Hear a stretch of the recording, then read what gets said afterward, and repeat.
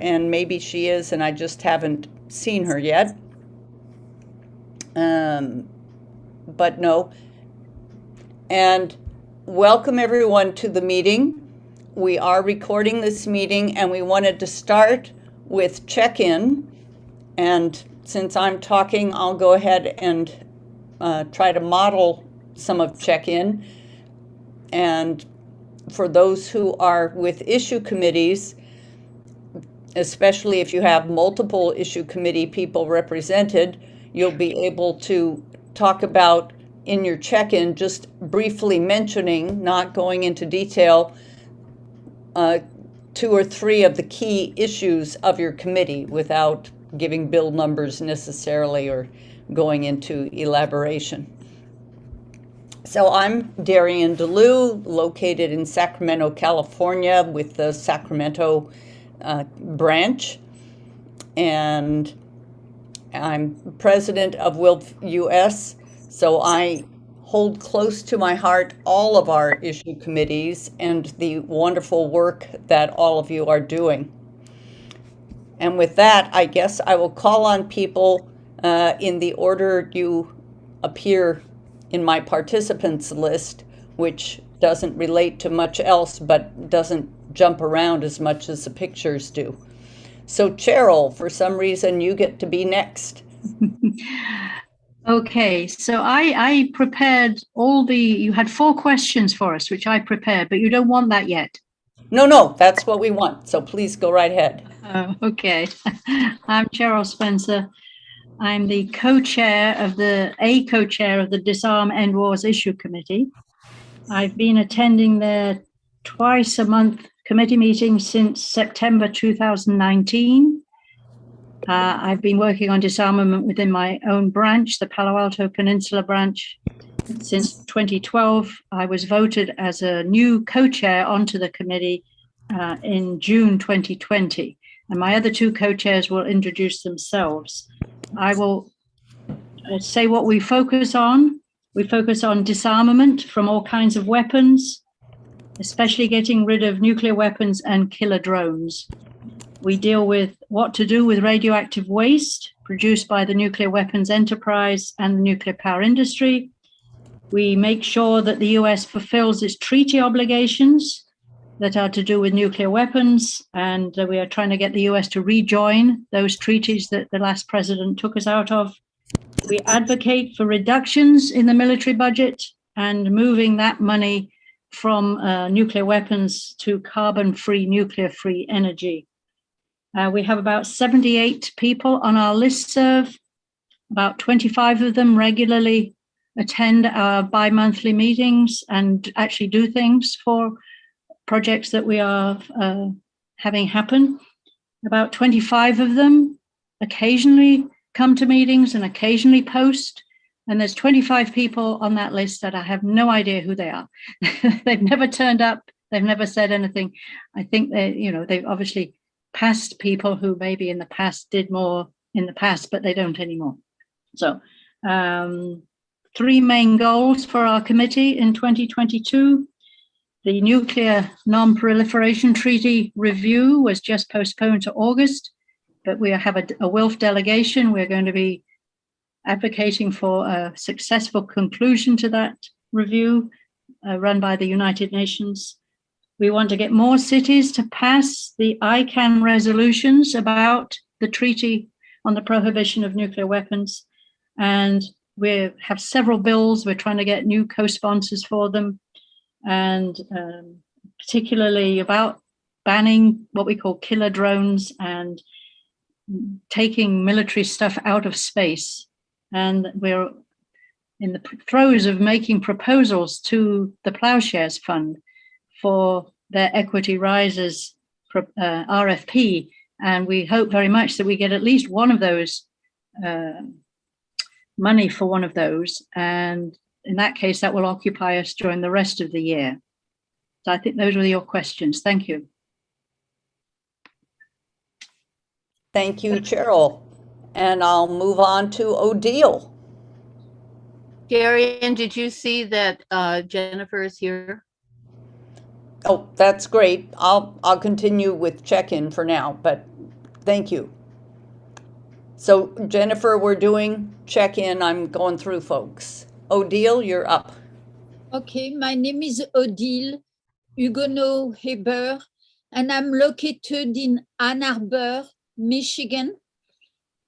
I have been the co-chair of the Middle East committee called MEPJAC, Middle East Peace and Action, Peace and Justice Action Committee, which it's a new name, so we are using it.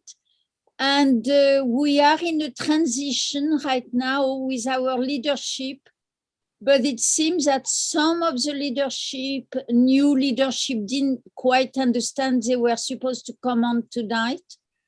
So we're going to have a special training for them a special session to train them and guide them. I am working often with Disarm, and right now I am working on a grant for a Middle East weapon of mass destruction free zone that would benefit the US and the Israeli people also. So, and I'm working with Cheryl on this.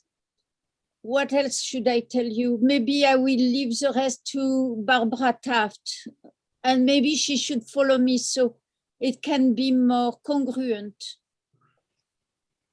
Okay, that works. And after Barbara Taft will be Barbara Nielsen. But Barbara Taft, can you go ahead? Okay, I'm in Mesa, Arizona, and have been co-chairing with Odile. Currently, we are sort of consultants to the new leadership team, and we're looking at a few projects. One is forming coalitions with other organizations working on Middle East issues, both here and in the Middle East. We're working on the No Way to Treat a Child legislation. And among other issues, we're highlighting the Bridges Not Walls issue that we began some months ago, and we're trying to move ahead with that, reorganizing in a way. There are about 15 activists on the committee and another 15 to 20 who are included on our mailing list and follow us and participate sometimes. And I will let other people talk about the goals, because we really haven't decided what those are going to be precisely. We're working on it now because the new leadership team is just coming into existence. Thank you. Thank you, Barbara. And Barbara Nielsen. So thank you. My name is Barbara Nielsen. I'm in the San Francisco branch. I'm a life member, and I'm a member of both the Disarm and the Middle East Committee since about 2008, when I became treasurer of WILP and realized I needed to know more about program. So I joined the program committee and most of the issue committees. I am one of the 3 new people coming onto the leadership team of the Middle East Peace and Justice Action Committee. Jan Korterman, I spoke with earlier. She is one of the other 2 of the newest of us, and she's on vacation and had not realized she was supposed to be on this call. And I do not know where Orly is. I was an active member in 2013 or so when the committee put together what we refer to as the Hamas booklet, with the idea of trying to start actions among the citizens of the United States to get the Department of State to take the political party Hamas off the terrorist list, since it is a duly elected government of Palestine, with possibly one of the most internationally watched elections ever in 2006. And we're still working on that on and off. And I look forward to working with Barb and Odile, who have been spectacular particularly steadfast and encouraging as the co-chairs, and look forward to working with Jan and Orly, who is from San Diego. Jan, of course, is from Des Moines.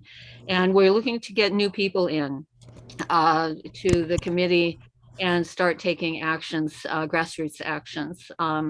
So that's what I can tell you for the moment. Thank you very much.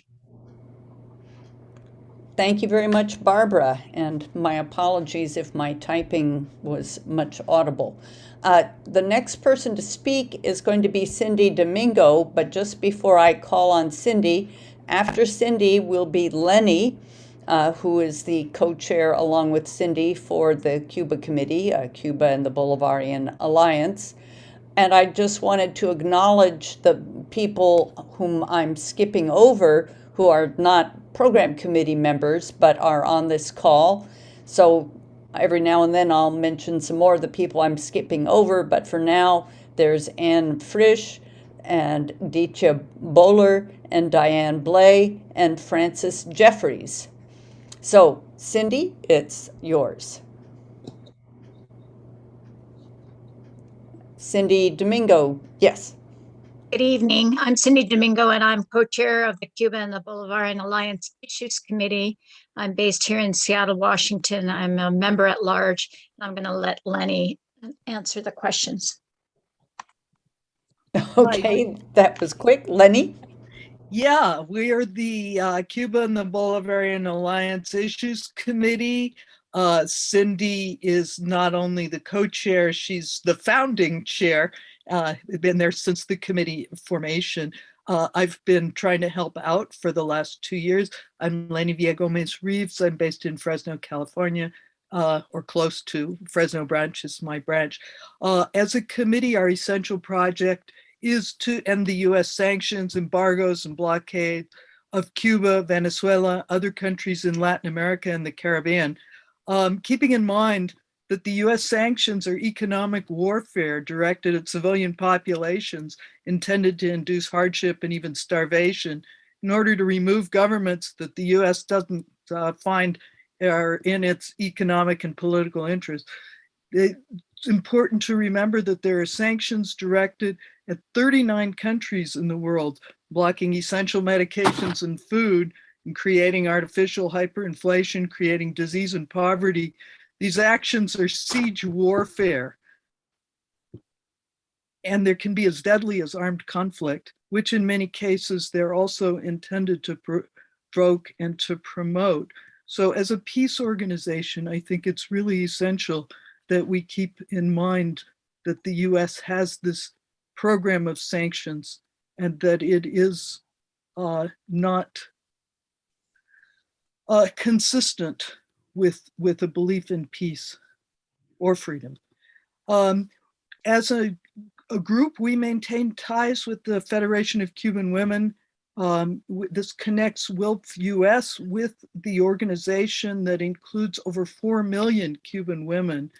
We're also a member organization of the National Network on Cuba, of the US Cuba-Canada Normalization Conference Coalition, and we're a partner in the Saving Lives campaign, which worked to send syringes to Cuba for COVID-19 vaccination and also PPE. Within WILP, we're about 15 members, and we hope all of you are our supporters.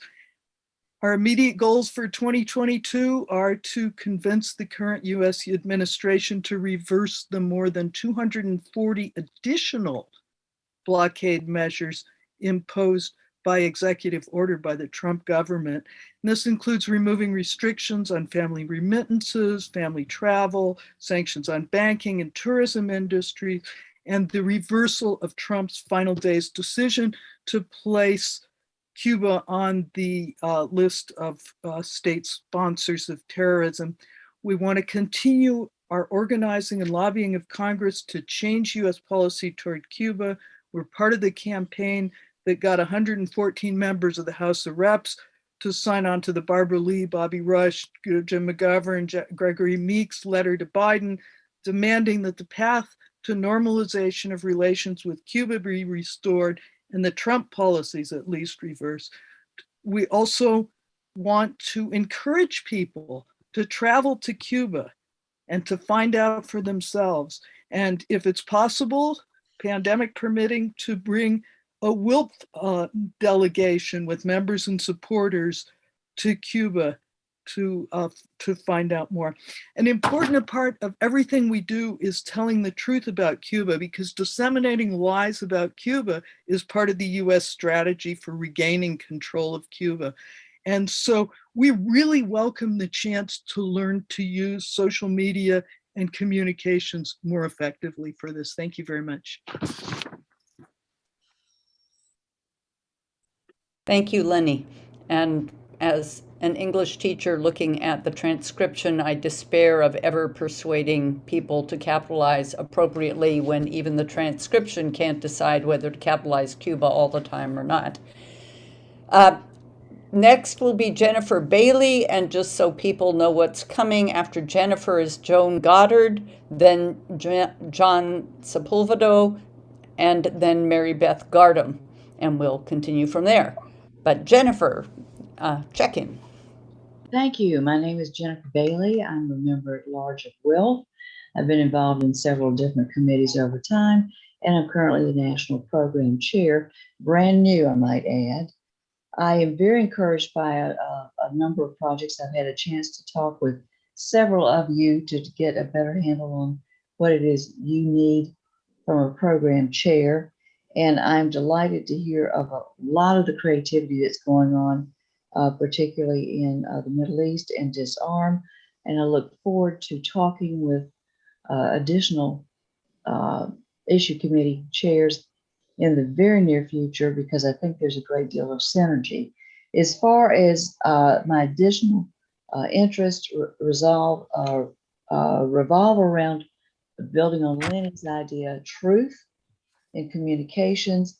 I understand the prediction going forward has a great deal to do with misinformation, malinformation, promoting conspiracy theories, and truly agitating a number of people, where some are predicting that it will become quite difficult in the coming years. And I think even Senator Bernie Sanders was talking about more of an authoritarian rule here in the United States.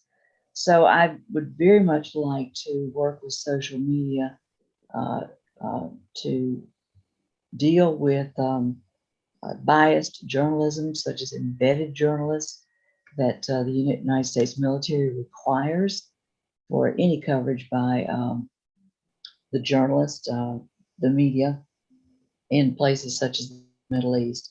So with that in mind, I look forward to hearing from John tonight about how we can change people's minds about the doom and gloom that we're hearing about more and more. Thank you. Great. Moving on to Joan Goddard. Who should have unmuted moments ago. Thank you. Yes, my name's Joan Goddard, and I'm a member of the San Jose, California branch. And I'm looking at the things that we're supposed to cover, so that's why I'm looking over to the side. And I am, since last summer, since June 30th, I believe, the interim coordinator for the revived Advancing Human Rights Issue Committee. The issue committee had been active over the years, and we took a break around when it was time before the election in 2020, and then finally got started up again in 2021. We have 5 subcommittees, and our committee works through subcommittees as opposed to having a lot of issues and projects and things like that that are committee-wide. The committee as a whole meets almost once a month. We didn't meet in December, and we may decide to meet a little bit less often because the work, as I said, is actually being done and prepared to being taken on in the subcommittees. The subcommittees are, I'm going to start with the Immigration and Border Militarization Committee, which is subcommittee, which is an activation of a commitment that was made in 2017 to have such a committee that was at the National Congress of U.S. WILP. And all of these committees are active and have several members. We have, I think I was supposed to say we have 40 people on our listserv now, and it's growing. So the second subcommittee I should mention is the Racial Justice Subcommittee, and also the Mass Incarceration and the Death Ending Mass Incarceration and the Death Penalty. Sorry. Also, there is a subcommittee working on the issues of the UN International Decade for People of African Descent, and with a focus on reparations. So the title of it is Ending Mass Incarceration. Sorry, I'm looking, the transcript caught my eye. Sorry about that. The decade, we call it. Decade slash UN decade slash reparations is the short version of that title of that long title of that committee. And the last active committee now is the wonderful UN women's issues, UN issues that have to do and activities that have to do primarily with women, including the CDAW, which I'm not going to say all of what it means. It certainly doesn't mean sea dog. Anyway, it's C as in cat, E, D as in David, A, W, Commission on Ending Discrimination Against Women. Anyway, and several other efforts that are UN either led by women or focused on women, including the Security Council resolution, which calls 1325, which calls for women to be involved in dealing with conflicts between countries. There are two new subcommittees likely to get started in the next few weeks, one on housing and one on domestic violence, domestic prisoners of war. That will be, we use e-alerts to let people know about these committees, subcommittees, and encourage them to join. And we're in the process of developing our website pages will be much less on the website than other committees at this point, because we're, as I said, developing. Let's see, what else are we supposed to cover here? Okay, so I think that it's possible that some of the subcommittees have gotten to the point of saying, setting a goal, a project, whatever. But the one that I think of right away is the Immigration Subcommittee, which I somehow or other may not have mentioned. That committee is encouraging members of the subcommittee to find out what's going on in the area where they live, as far as immigration and services and concerns and so on. So we will have goals and long-term plans and things like that as time goes along. Is there anything else that people want to hear that I've forgotten to include? I think that'll cover it for now, and we'll all learn more as time goes forward. Thank you. We do have quite a few people still to check in. Next is John Cepuldo, then Mary Beth Gardam, Michael Oppolito, Nancy Price, Philip Cole, and finally Robin Lloyd. And I'll just acknowledge that Regina Sneed is also present here. John, brief check-in. Hi, everyone. My name is John Cepuldo, as my name says, and I'm excited to be here. You'll hear a little bit more about my background and my journalism career and the rest, but the biggest message I want to give is that I am happy to be here. I'm excited to be here. I have so many questions for all the committees I've just heard about, and I want to figure out ways to help empower you to tell those stories. So that's my biggest focus, and I'll get more into it when it comes to the presentation. I'm just very humbled and honored to be with y'all. Thank you, John. And Mary Beth Gardam. Hi, everybody. My role in WILF has changed a lot over the years.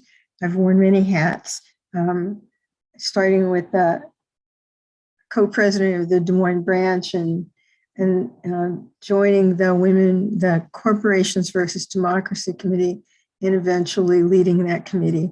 I also coordinate, plan, facilitate, whatever you want to call it, the One WILF calls, which is a monthly national organizing Zoom call. The committee is in transition at the moment. We have several projects that we work on, including challenging corporate power as a threat to democracy. And that includes updating our corporate study course curriculum and addressing voter rights and money in elections. Then another one is lifting up and expanding feminist economic literacy to assure women of their rightful place in the economy and how unrigging the economy is in the interests of all women and families, especially women of color and women in poverty, and featuring innovative economic solutions, mostly being brought forth by very creative women. The next goal, the next project is advocating for and organizing for public banking as an alternative to the big bad Wall Street banks. And the next one is understanding and increasing awareness of the intrinsically unjust system of the way we handle our currency in this country. Monetary reform is what I'm talking about. And we focus on trying to understand ourselves so that we can better explain how the economy is built on debt and designed to keep a few people wealthy while keeping the masses in poverty and oppressed. We're learning about the monetary reform system and democratizing our money. We have about 12 active members and maybe another 10 who are peripherally involved or temporarily inactive. Our goals for 2022 are, I know what my goals are for the committee, and I'll tell you what those are, but our committee is meeting at the end of this month to sort of review those, and there may be changes. But we have the goal of co-sponsoring 4 more feminist literacy webinars in collaboration with our partner in economyofourOwn.org. And the next one is coming up on January 17th at 8 p.m. Eastern. Then we also plan to repeat and expand a version of the Women's Learning Circle on public banking that we did last year. It's scheduled for spring of 2022, and we'll be setting a date for that soon. We're devoting 15 minutes at every meeting for a monetary minute to learn more about monetary reform, debt is oppression, and how debt fuels war and war fuels debt. We're also assessing how best to update our very successful corporate study course and looking for a more accessible and effective medium that appeals to people who don't read as much in 2022 as they did in 2000. And we're centralizing the need to reassess and reframe all our projects to make them more accessible and engaging to younger people and people of color. We are committed to doing this critical economic justice work through a racial justice lens. This is the major committee in Wealth that works on economic justice. And you can't really do that without making racial justice a part of the environment, the milieu. So our January 29th planning retreat will help us identify strategies and structures for doing that. And lastly, our goal is to add more members to our committee so that we have more capacity to do all these great projects. Fantastic. Okay, Michael Oppolito. Thank you. Hi, everybody. Sorry, coming on video for you. Hi, everybody. Happy New Year. Michael Oppolito, Communications Coordinator here at WILF. It's an honor to be a part of and help and serve this organization as I have for quite some time.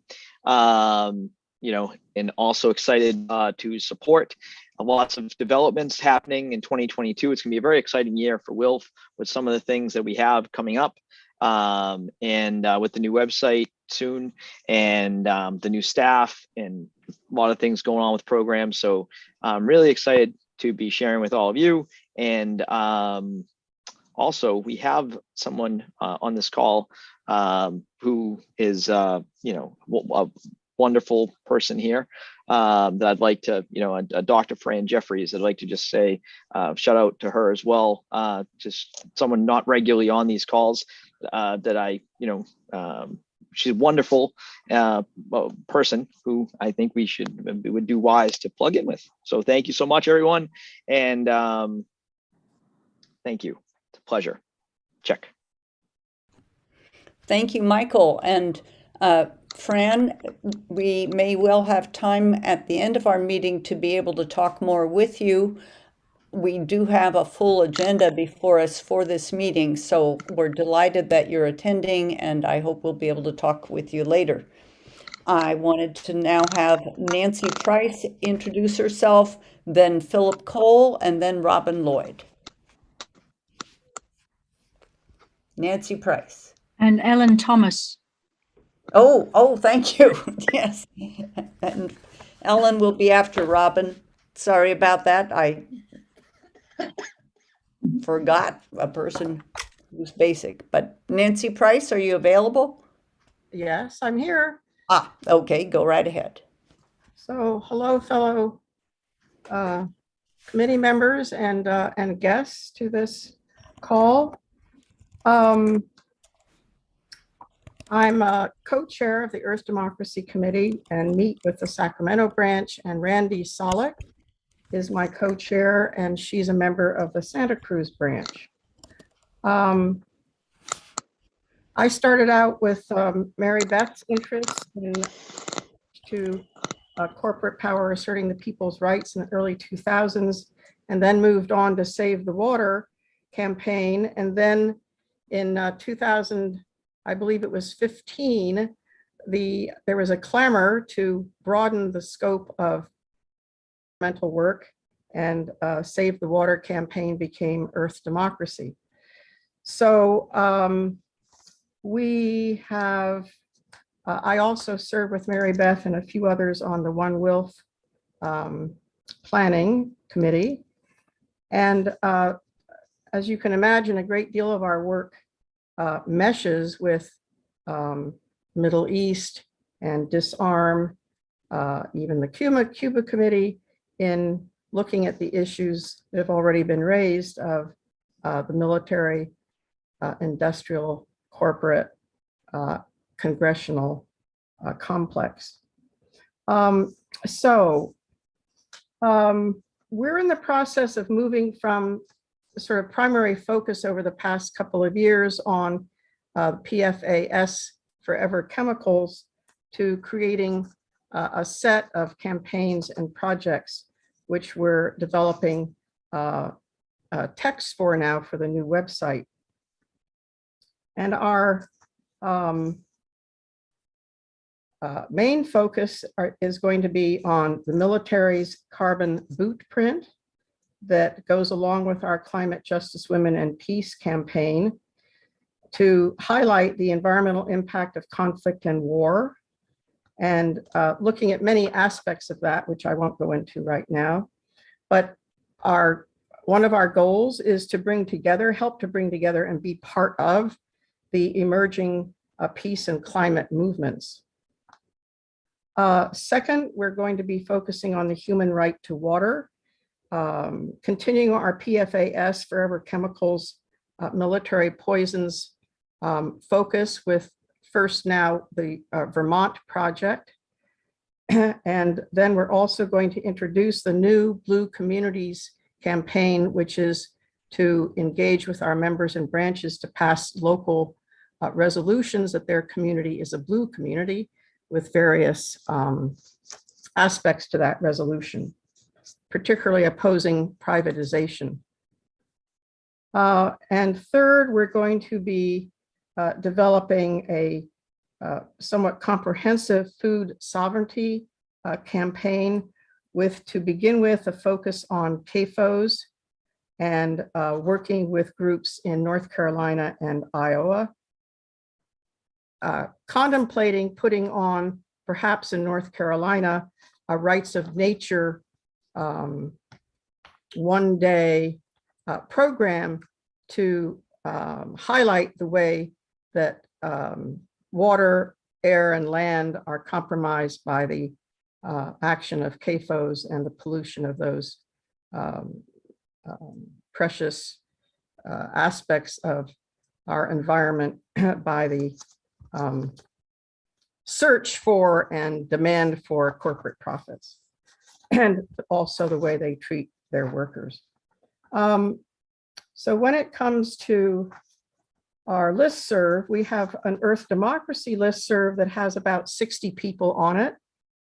I need with Randy to really develop an approach to, and maybe John and Michael can help us with how to approach that listserv better. We don't get very much participation from them when we post that listserv, but we do have we have a campaign or a committee, a coordinating team of 15 people from around the country, from different branches. We meet Wednesday mornings Pacific time, and we look forward to identifying an evening when we could meet once a month with our extended Earth Democracy list. On our leadership team, we have a member from Veterans for Peace and someone representing farmers from Iowa. We collaborate with the Via Campesina, and we collaborate with Our Children's Trust. And we hope to widen that collaboration so that we can invite individuals from these groups to be advisors to our Earth Democracy Committee. We will be focusing as our main goals in 2022 on the Climate Justice, Women and Peace, the military's carbon boot print, collaborating with Earth Democracy on Move the Money campaign, the military budget, the corporations that are involved in the production of military weapons, the way that supply chains operates, and the way the military extracts resources from every possible realm so they can continue their production. So to really create an understanding of the entire carbon footprint, not just coming from conflict and war, but the entire sort of military supply chain and production chain. Then we'll focus on the CAFOs, as I mentioned, and we would like to develop a way of focusing on legislative actions from the local to the national congressional level.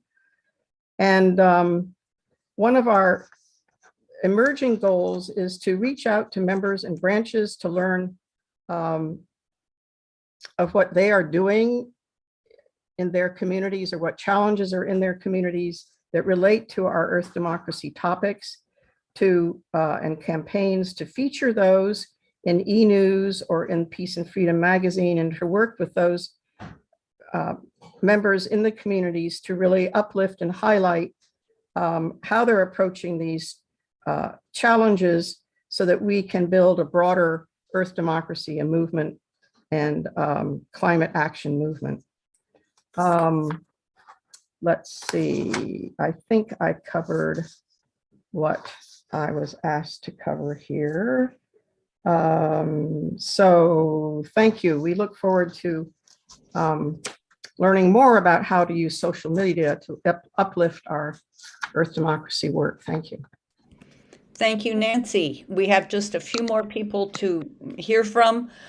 Philip Cole is not actually a member of the program committee, but he is a board member, and as such, I'm going to call on him. After Philip is Robin Lloyd, and then Ellen Thomas, whom I overlooked because she was right at the top of the list. So please, Philip. Well, thank you, Darian. I am a member of the San Francisco branch, and I have participated in the Disarm Committee, the Advancing Human Rights Committee, and the Cuban-Bolivian Alliance Committee. And I'm looking forward to joining the board in January. And I'm incredibly excited about the challenges ahead for 2022. And so thank you for welcoming me into this meeting. Thanks again. Thank you, Philip. And Robin Lloyd.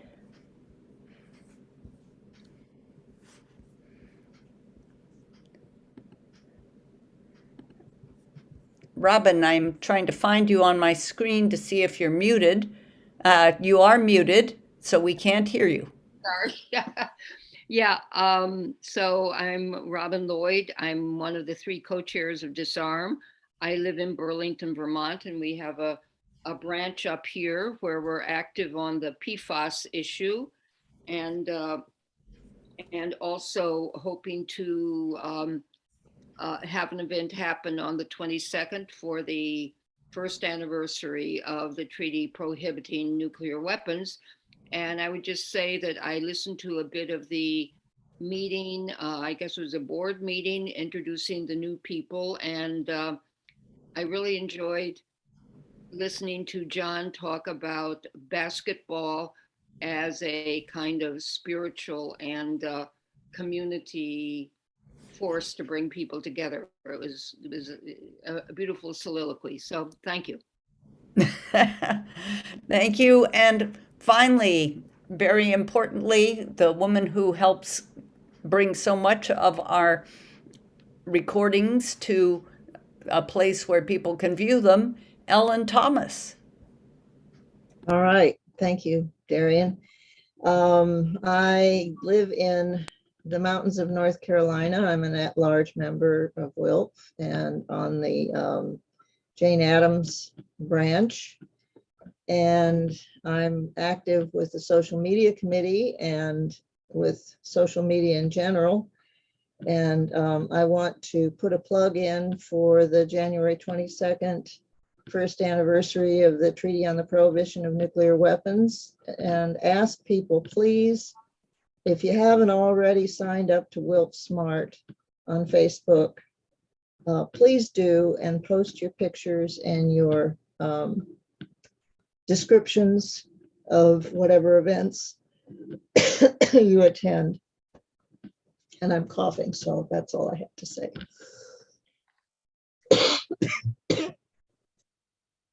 Okay, well, thank you very much, Ellen. And uh, I want to thank all of the committees that have multiple chairs. Disarm has Ellen, Robin, and Cheryl. And then there's Middle East Peace and Justice Action Committee that has multiple people in leadership now, and the Cuba and Bolivarian Alliance Committee. And I think it's very impressive the way that the co-chairs are able to work well together. It's not always easy. I want to now turn the meeting over to our new program committee chair, Jennifer Bailey, and give Jennifer a chance to tell the program committee a little about what she has in mind for the committee work for the next 3 years. Take it, Jennifer. Thank you. I think that there's a great deal of work going on. I would like to see greater synergy between the groups. I think there already is a great deal of it, but I do believe that there's an opportunity to make use of, and I'm meeting individually with each and every one of you to talk about the possibilities of collaboration throughout WILF on some of these issues that are quite large and quite important to launch and do so as quickly as possible over the next few years. So I'm looking to build momentum. I also am putting together advisory boards, an advisory board, if you will, largely to deal with bias, not only in our organization, but in general, and how we might view biases that exist in the workplace, that exist all over as we look at and work with different cultures, there are practices that we perhaps view as inappropriate, but in reality, we have a counterpart here in the United States. We just call it something else. So I'm interested in exploring these biases and how it goes about shaping our communications about other countries, other cultures. We may be working on the right thing. We may need to work at it at a different level, or we may need not to work at it, depending on how we understand our own thoughts. One that comes to mind is the marriages in the United States are not viewed as, for example, arranged, but there's a certain percentage of the population in which marriages are very much arranged, particularly among the extremely wealthy people. I attended a school, for example, in undergrad, who had a number of wealthy women attending that school, and one woman that comes to mind was an abusive relationship. She was very unhappy with her fiance, but would never ever disappoint her family by leaving or exiting that relationship. So as we look at arranged marriages, for whatever reason, if we ever do, I'm just asking people to remember that there are sometimes the very same thing going on here in the United States.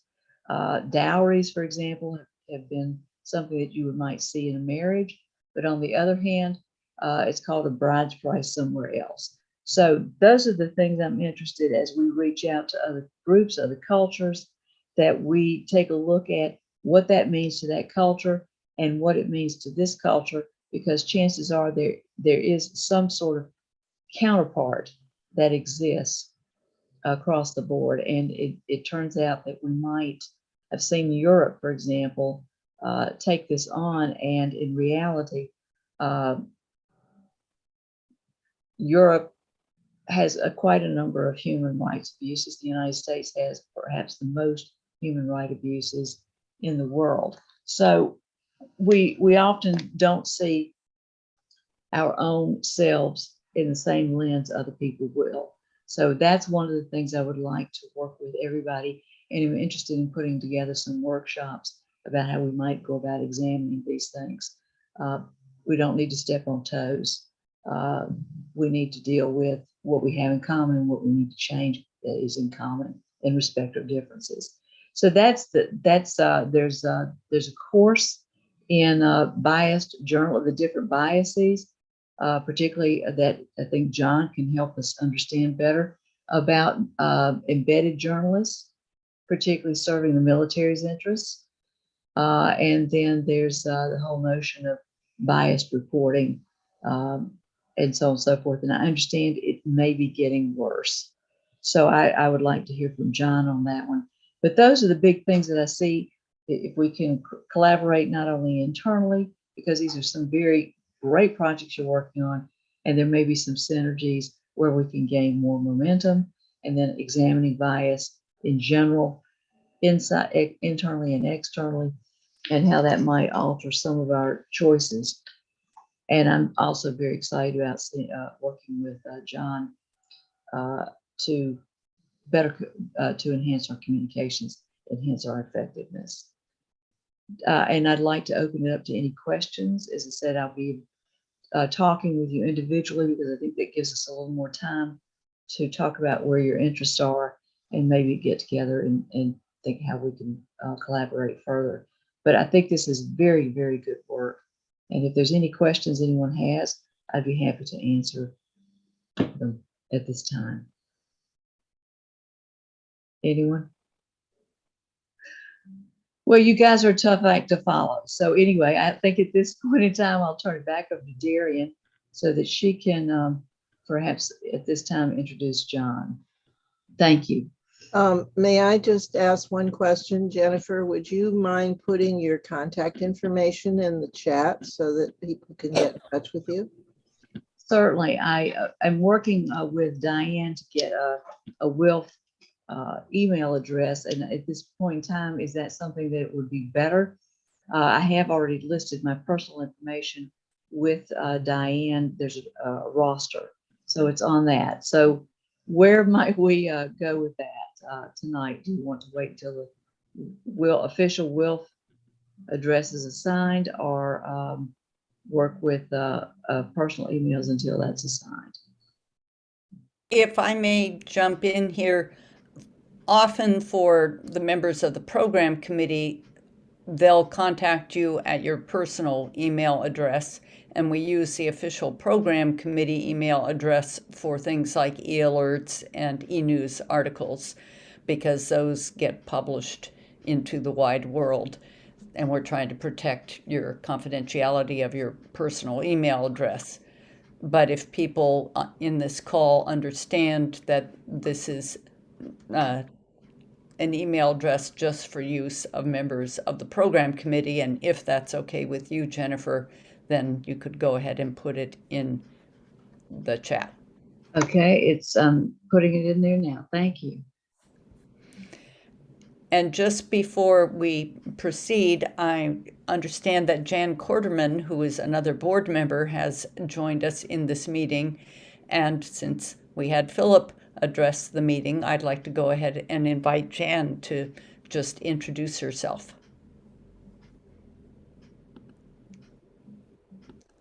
She's also a leadership person on issue committee, Darian. That's right. Thank you. And she's part of the new leadership for Middle East Peace and Justice Action Committee. I am not yet remembering everybody who's involved, but now I don't see Jan listed on my screen as being Here I am. Oh, there you are. Okay, great. Thank you, Jan. I'm blind. Do you want to introduce yourself a little? Yeah, happy to. I'm Jan Korterman, and I'm the treasurer for Wilf US. And I didn't think we were going to be here tonight. We got done early with what we had planned for the evening, so I'm glad to be here. Jennifer, so happy that you joined our board and you're our new program chair. That is so exciting. So thank you for stepping up. And had a chance to meet John a couple of times, and excited to hear more from John and go on with the rest of the agenda. And I do appreciate the opportunity to say hi. Great.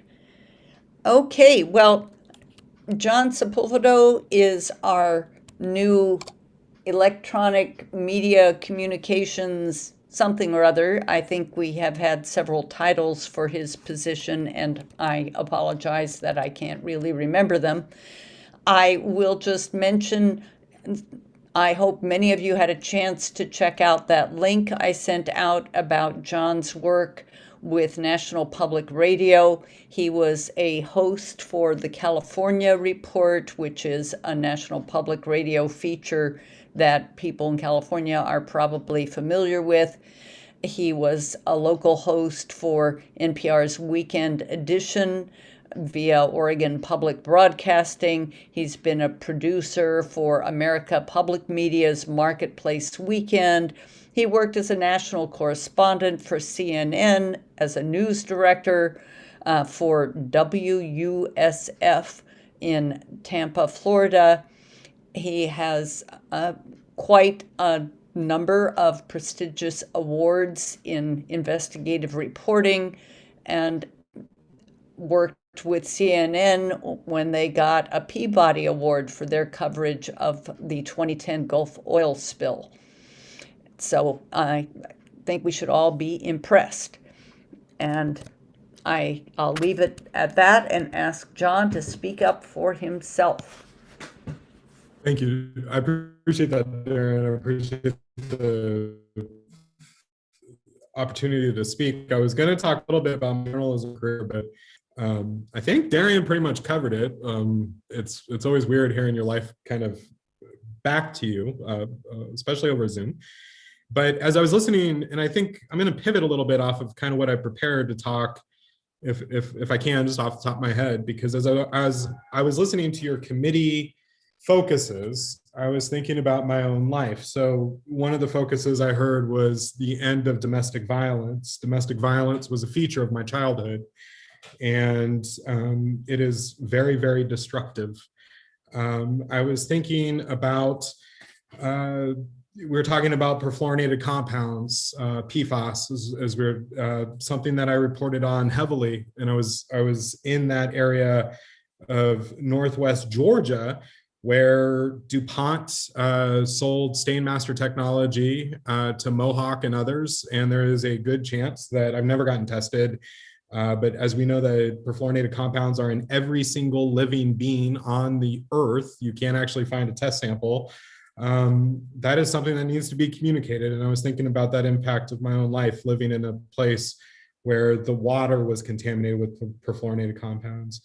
I heard Mary Beth talking about banking, public banking in particular, and that is something I'm also really, it has played an essential role, credit unions in my own life in establishing credit. And I know that's not exactly what you're talking about, but I'm very aware of the financial problems that people, especially growing up with the background I did, faced. I heard Cindy and Lenny talking about, Cuban and essentially American policy.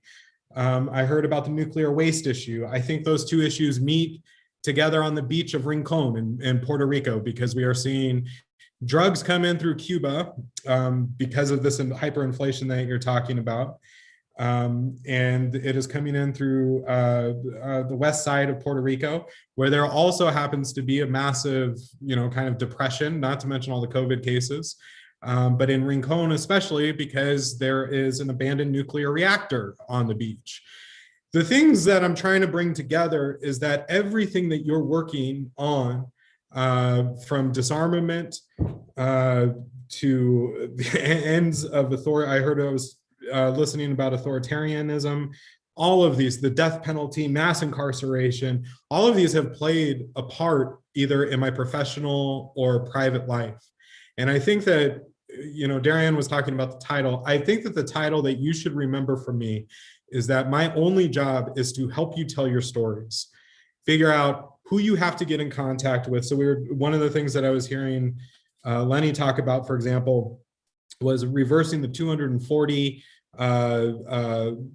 executive blockade. I apologize, the words are because I'm speaking off the cuff, of 240 blockade measures by the Trump administration through executive order. That is something that I think reporters I know in the Caribbean, because of my experience in Puerto Rico, would want to hear about again, specifically if there was a WILF group that went to Cuba. as we hear, I could go on and on and on, and I'm literally piecing it together and kind of going through these things in my head.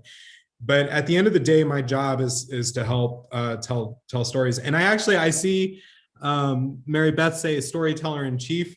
I want, one of the things that I really want to talk about is, I was just explaining how all these different things have hit me in my life at different points. Childcare, the expansion of universal healthcare. Healthcare was a huge issue in my life, and still actually is in a weird way. All of these things that can be seen through me can be seen through a bunch of different people too. And part of my job is figuring out who would be a credible storyteller for these things that you are working on, and who would be the receptive audience to it. And at the end of the day, in my opinion, and if anyone feels differently, it is as simple as dismantling white male patriarchy. To be frank, all of these things have affected me in that way, and that is the system I think that needs to be rebuilt. So as we find stories, and as you think of, oh, well, somebody I'm sure would be interested in this, maybe Cindy, is talking to someone in Seattle about what is going on in Cuba, and they say, oh, really? My job is to take that oh, really moment and actually translate it into media presentation, whether it's through earned media or social media, that will help further the objectives of WILF. And I know that I kind of veered off of what I was going to say, but I am legitimately struck by how many of these issues that you're talking about have impacted me in my day-to-day life. And I think that is the key. And at the end of it, these aren't academic endeavors. These aren't things we do to make ourselves feel better. These are things we do because they absolutely improve people's lives. And the only way that we know that people could change is if they are able to see and empathize with people who they might not have seen clearly or empathized with before. So my job is essentially to help you tell your stories. I have a whole host of ideas of how to do that. And I'm really interested to field y'all's questions. And I'm one of the, I just feel really strongly about not taking up too much space and time. I know I've kind of rambled, but I think that your work is important. I think that your work is needed, and I think that your work is absolutely necessary for us to advance. So I see a lot of questions in the comments. And Darian, I'm curious, because this is my first programming meeting, how we go about it, but I'd really like to just open it up to questions and hear your concerns, because that is the last thing I want to say. I want to continue listening to you all. I think it's really, really important to listen and figure out ways to creatively tell those stories. So I apologize for rambling, and I'm really looking forward to hearing the questions and engaging in this dialogue. Also, Happy New Year.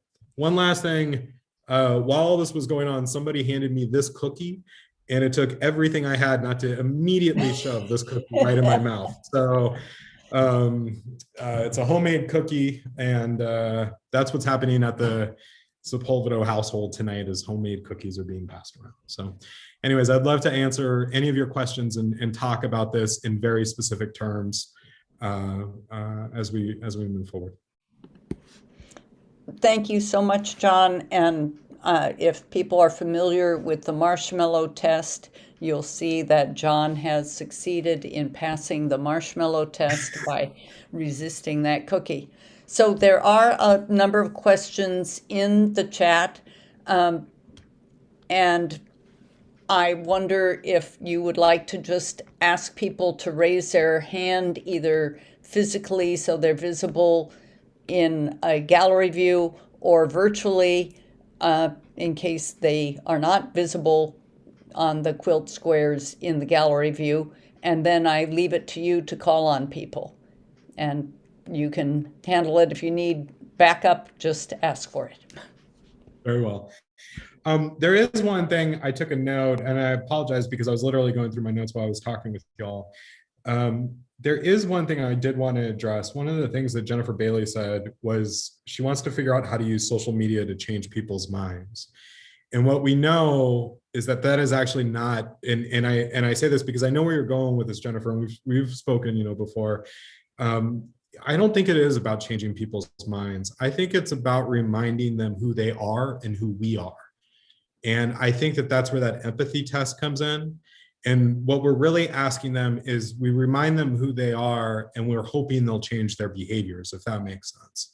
But I'm very much a person who believes we have to, in order to advance and continue with the progressive agenda, we have to appeal to people's empathy and remind them of what our core values are. And then from there, we can hope to potentially change behavior. So I don't know if that kind of helps frame it for you, or if this is open for dialogue. I'm definitely not trying to say that I object. I'm just wondering if that is a little bit more kind of precise to what we're hoping. And then I'll answer Cheryl's question about what earned media is. Thank you, John. I do think that you pose an interesting question, and I would like an opportunity to think about that, how that relates to, I'm in complete agreement that we hopefully can change behavior or roll back further escalation or aggression. So, but I had not thought about it in terms of reminding who they are. I find that an interesting concept, and would like to learn more about that from you. Thank you.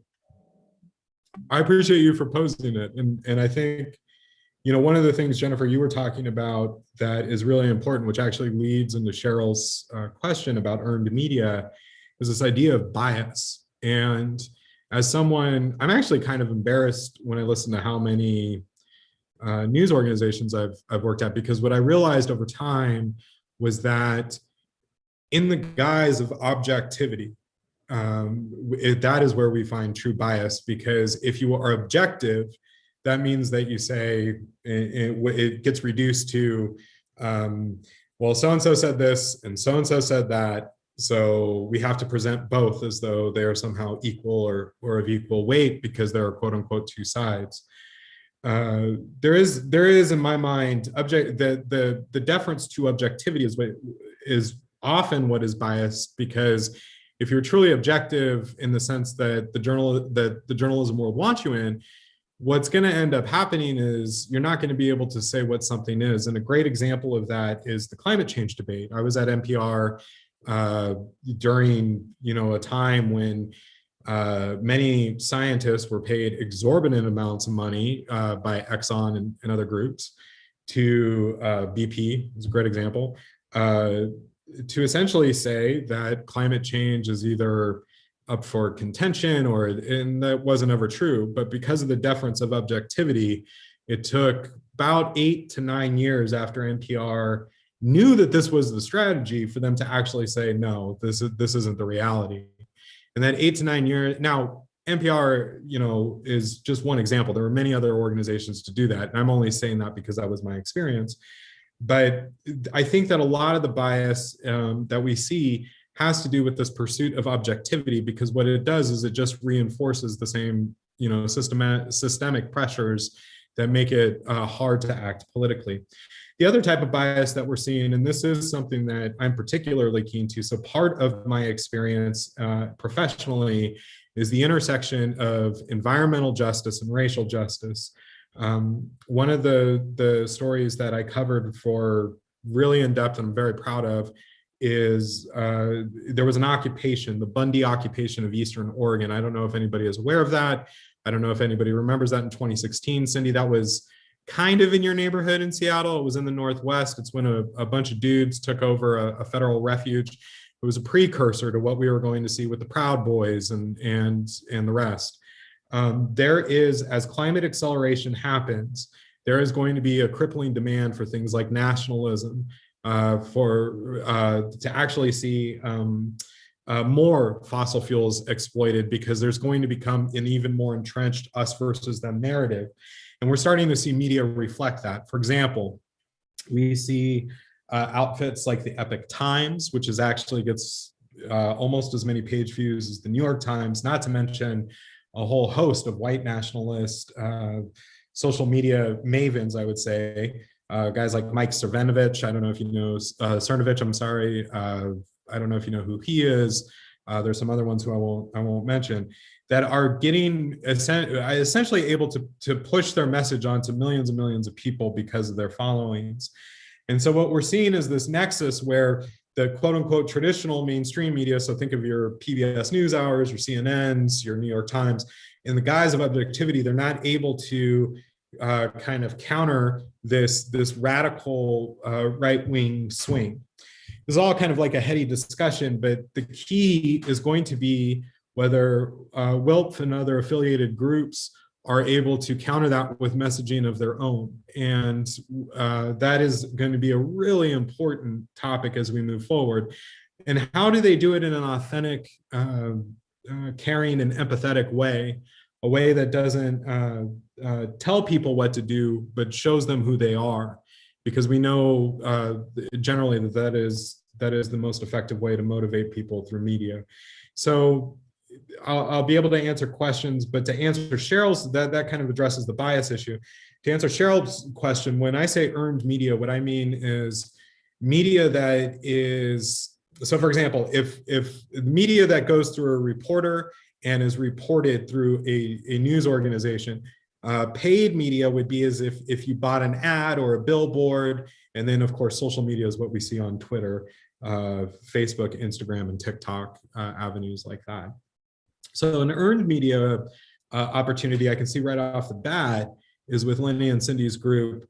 For example, when I heard about that, I actually am pretty fairly versed in issues of the Caribbean. And I think that if we re-highlighted the 240 executive orders, I think that is something a reporter in the Caribbean would be interested in. That would be an example of earned media.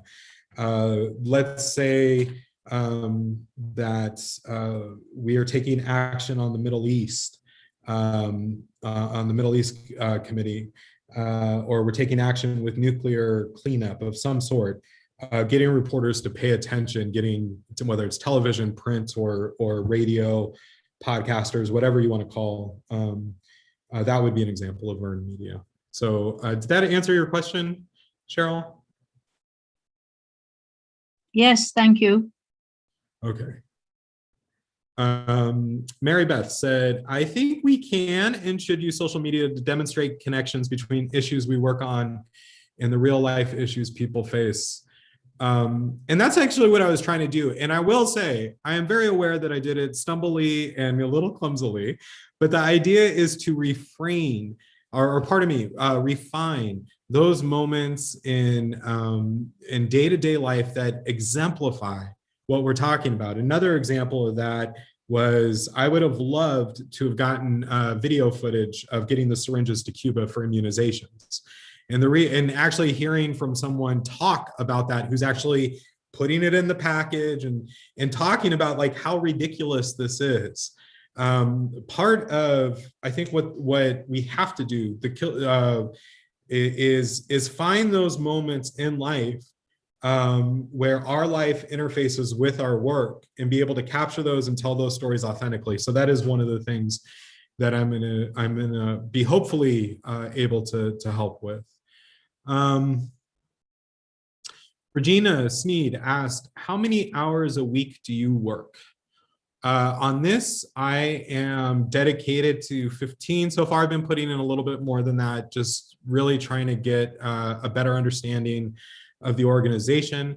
I did want to give all of you my cell phone number because I would love to hear from all of you and hear what you either would like to have covered at your local level, hear any ideas you have for social media, any ideas that you have for any type of long-standing media campaigns, and be able to assist you with that. So I will put my cell phone in the chat in just a little bit. And who gives me an assignment in the other details? Well, right now I'm in the kind of the information gathering, and as Ellen just put in there, Nikki, who's also on this call, will be greatly assisting with a lot of this. I think, Nikki, and I don't want to speak for you, and I encourage you to introduce yourself, Nikki. I believe Nikki will be helping out for about 5 hours a week on social. I'll be working with the communication committee, of course, and my goal is to kind of be a connector with everyone, to have an idea of what everyone is kind of doing, what their priorities are, and figuring out. One of the things I heard earlier on the call was a need for synergy. And so I can't do the actional synergy for y'all, but I can very much help foster synergy on the communication strategy. So that's a big part of it. And Nikki, I don't know if you're ready or willing to introduce yourself, but I'd love it if everybody got a chance to meet you. Yeah, thanks, John. I am not able to go on video right now, but I want to introduce myself. My name's Nikki. I am based in Sacramento on Nielsen and Miwok territory. I have been working with Will. I'm sorry, can everyone hear me okay? I just want to make sure. I'm going to mute myself just so it doesn't feedback loop. Yeah, you're a little hard to hear, Nikki, kind of a high pitch rather than a natural sounding voice, but that may be just your mic. Okay, how about now? It sounds about the same. It's not terrible, so go right ahead. Sorry, everyone. But yes, I'm from Sacramento, and I have been with Will since February of last year. And I have been a part of the Inside and Out initiative, working with 5 branches on capacity building and restructuring within their branches. And then I also helped out with a lot of the social media efforts that you might see from Congress of last year. And I did help out with e-news as well before we hired Salika Demessa. So I'm just really excited to, be on this new path with John and with everyone else here to just see how I can help amplify Will's social media presence and on the specific issues that we are working on. Would love, I love content creation. So kind of thinking about like the different things that everyone talked about, and then, creating the language and the messaging with John's help and everyone else's help, but then creating the graphic design and then amplifying it on different social media platforms. And I have worked with, doing communications and social media work with a lot of organizations within Sacramento, Asians for Black Lives, with Sacramento Latinx LGBTQ, and so many different ways. So I'm really excited, because I also really do believe in storytelling. So I hope to captivate that visually for Will, and I'm excited. And if anyone has any questions, please feel free to ask. And I also will provide my contact information.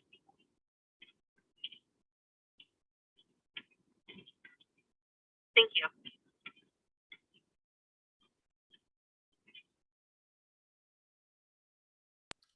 I appreciate that, Nikki. Thank you so much. And as I was, Nikki works really hard, so I'm glad she was able to join this meeting. I'm looking now at Francis Jeffries. Francis, if you're still on the call, would you explain a little bit what you meant when you said begin with storytelling, continue with changing the narrative, and writing the new story? I'm interested to hear what's in your mind. I'm a visitor to the meeting, so listening to you, I think you do begin with the storytelling, and that includes things that are factual, things that are memories, things that may just be senses you have about things, but all that plays into storytelling versus reporting, let's say, which I take to mean, just the facts, which doesn't tell the story. But I think we have to then move to the next level with the storytelling, and help to change the narrative, because that, in doing that process, you change the identity that you have. So you've accepted certain stories, we all have, and you bring those along. And when you begin to tell them and take them apart, you think, this doesn't make any sense. This doesn't work anymore. I work on nuclear weapons abolition a lot, and we've told ourselves some stories about that we know aren't really true, but we hang on because we haven't taken the next step to change the narrative and to say that the way we identify ourselves, the way we describe ourselves in the story can change. The role that you have can change, but you have to really write that next narrative. And then from that, you can write the next set of stories. Does that make sense? Absolutely. Absolutely. But it's a progression, and we often get fixed on just telling the story. But you haven't gone anywhere then. I mean, you feel a little better because someone listened, but you haven't changed the narrative. And until we do that, we won't make headway. It won't matter how much we publicize, what media outlets we reach. If you haven't changed that narrative, if you haven't accepted this new power you have, this new sense of this next stories, then I think you're still in the same place. That's all I meant by that. So storytelling, change the narrative, write the next chapters, start all over again. I see another hand raised. Just Please. before, sorry, just before we call on Odile, nothing personal, Odile, but Nancy asked to be on the stack quite a while ago. So Nancy Price and then Odile. Well, hello. I'd like to pose the question, if we were, so we've listened to all the issue committees and wonderfully varied programs and focus. How do we assess this next 2022 midterm election year for particular challenges and opportunities to frame WILF as an organization working toward peace and freedom, and highlighting aspects of the issue committee program work in such a way that there's that synergy and become part of the groups that are going to be collaborating in some ways toward a peace agenda, from a war economy to a peace economy, and challenging the military budget, challenging some of these other aspects of program work, so that we don't become too fragmented. Thank you. I want to make sure I'm understanding the question, and I think I have it, but it seems to me that you're asking, how do we coalesce around, if not a single issue, then a single driving push, which is this progressive agenda that you laid out within the context of the 2022 election. Is that right? That's pretty much right. Yeah. Okay. So the election is actually a great time to use what we call news hooks. And I know that a lot of folks know what a news hook is. Some folks might not have spent their entire life in journalism like I have. Oof, too long.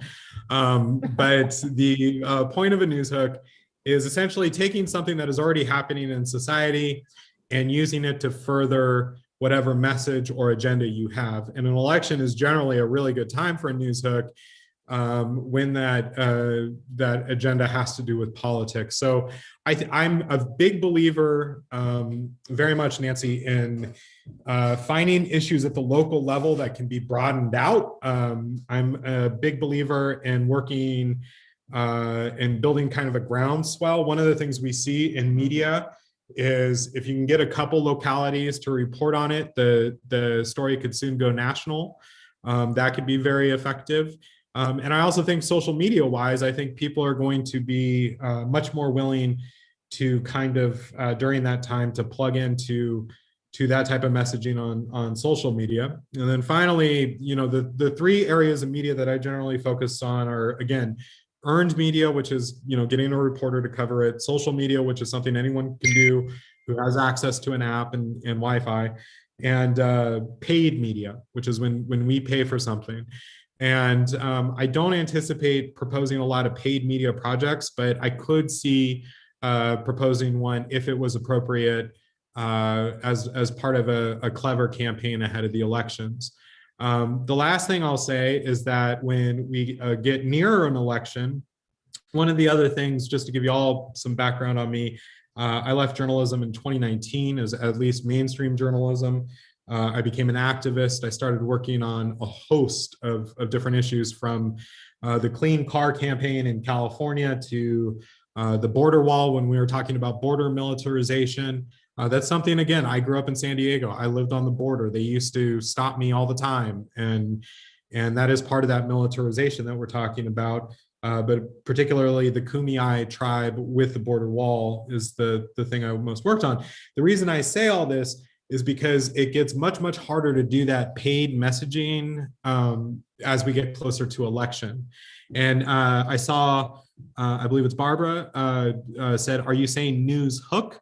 And yes, it's literally the image I always got was a fish, and you're hooking a fish. That's a news hook.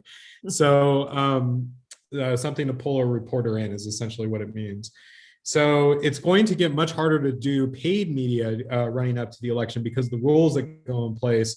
It's going to be much harder to do social media because the rules that go in place, and especially with the crackdown from Facebook and others on political messaging leading up to an election. But in some cases, it will be easier to do earned media. And that's all something that I'm going to balance, Nancy, as we go forward. As far as the message, you know, I'm not going to say now because I need more time. And honestly, the message has to come from the folks who are making it. My job is just kind of to help shape that message. But I really think that the message needs to come from folks at the grassroots and from WILF and on up. My job is just to figure out how to contextualize that message. So I want you to really think of that as me as your personal editor to figure out what is needed to get the attention of folks in your community, folks in the nation, and folks around the world. So. Thank you. Cindy has had her hand raised for quite a while, and Odile also.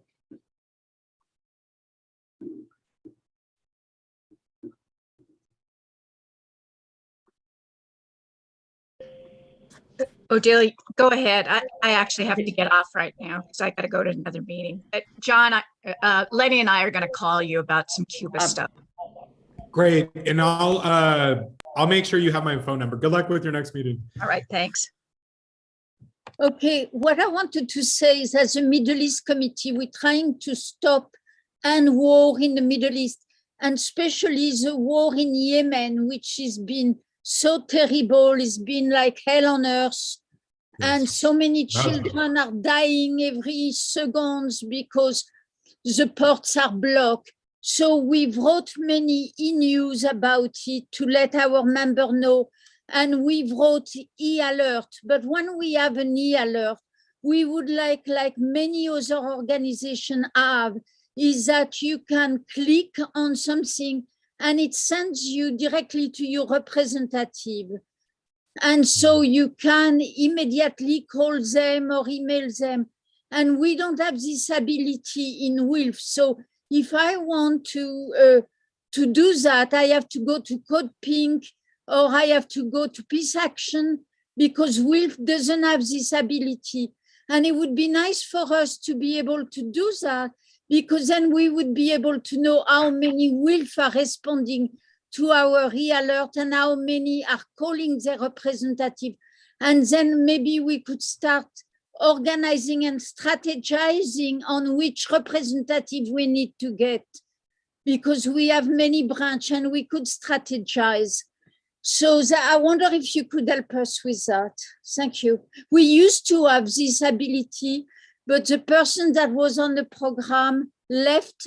She was a staff person, and we lost it after she left. Yes, the short answer is yes, I'm there. We will find a way to get this done. It's funny, I was just talking about some of the issues with Michael today, for the website long-term and what we want to get done. That is a huge priority. So I'm going to make sure, again, while I might not be able to address all these things, or Nikki won't, or even Michael on this call, we will be following up shortly. And that is another element of it, is hearing exactly what you need. And then as far as activating people, that's really in my wheelhouse. And I want to do everything I can and share my knowledge that I've gotten in my personal and professional life, and see if that is something that we can put use to there for this really important program. And if not, what other ways I can maybe get creative to help you do that. But that's exactly what I'm here to do, is to help you figure out ways to do that.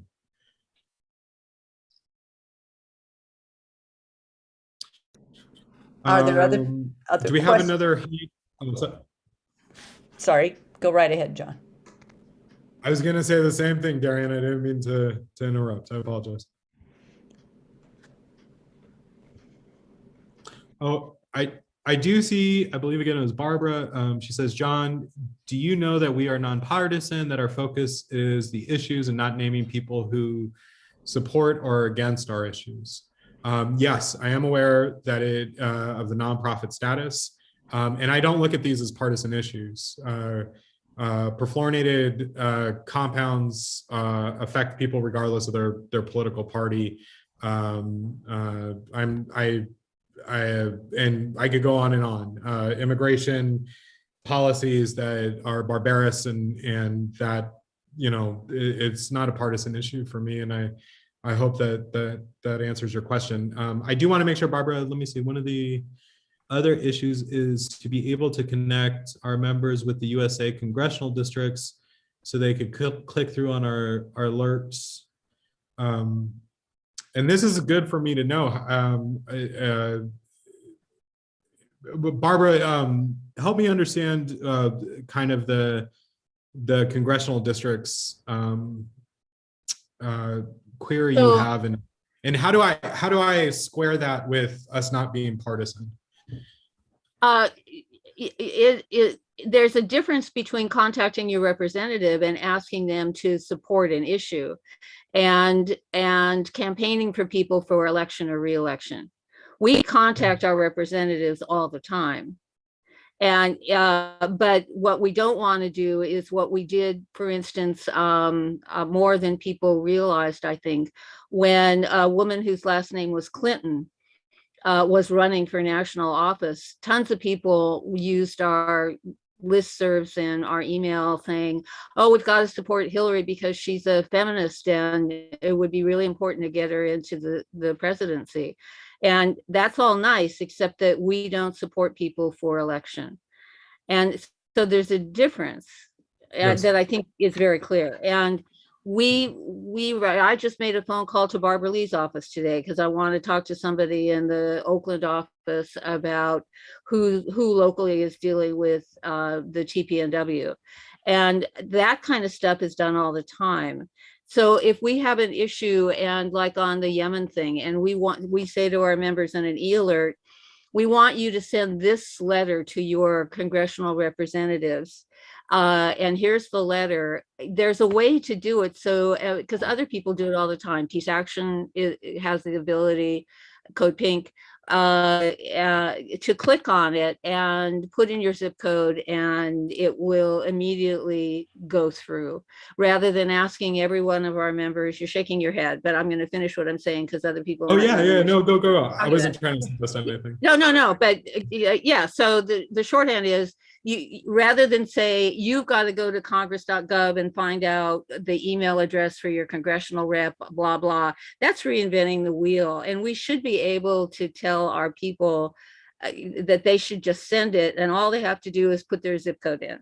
Or I think that's really all that's required. And then we could try to start doing these kinds of actions far more frequently than we're doing now.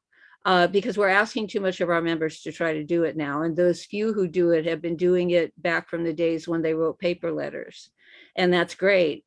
But we'd like to put stuff on our Facebook page, that would say, click here. And when their second click is done, they just have to put in their zip and hit a button kind of thing. So that's one of the things that we've talked about as a fantasy wish list with this new focus on you and the others in the media team. John, you could let Michael answer that. Well, I think anybody could answer it who knows what they're talking about, right? So I think that I'm really glad to hear, because I think that you, Odile, and myself are, and I'm sure other folks are kind of in agreement on that we focus on the issues. And I absolutely agree. Having a tool to be able to do that would be instrumental in organizing. So one of the things I saw with Regina Sneed said it costs money we don't have. And that is absolutely true. These things do cost money. One of the things that I'm good at, and I know I was talking to Michael, and based on the Nikki, some of the things that she's been talking about, is I think we're one of our tasks and one of our challenges that we need to rise to as a media team to assist Wilf is to find ways to do this that are effective, good, and cost efficient. Yes. And that is absolutely something we'll be doing. As somebody who works in broadcast journalism for a long time, I could tell you that engineers often will tell you it can be good, it can be cheap, but then it can't be fast. And that is very much going to be the case here, because in order to be able to find the platform that we're going to do and negotiate the kind of monetary arrangement that can be negotiated, it's going to take some time. So I'm really looking forward on working with you, working on with Odile and others to make that happen. Great. And thank you for that. I really appreciate that. And Regina, I'm really glad you're keeping track of that money, because we need to be real careful with what we spend and how we spend people's money. And I'm with you 1,000% on that. Well, can I ask you a question? This is sure, I absolutely. And I also see Barbara Taft has her hand up. Just as a follow-up, at some point, are you going to tell us how many hours you work, who gets to give you assignments, some of the details about how this works? Can a branch use your service? I'd like to hear more of that. Absolutely. So, I report to Darian with assistance from Ellen. And part of, and I'll let Darian and Ellen correct me if I'm wrong, but part of my understanding is that I'm going to be working with branches extensively. That is a big part of my job. I do want, and I was going to save this for the end, but I would like to come visit every single one of you in person if you'll have me.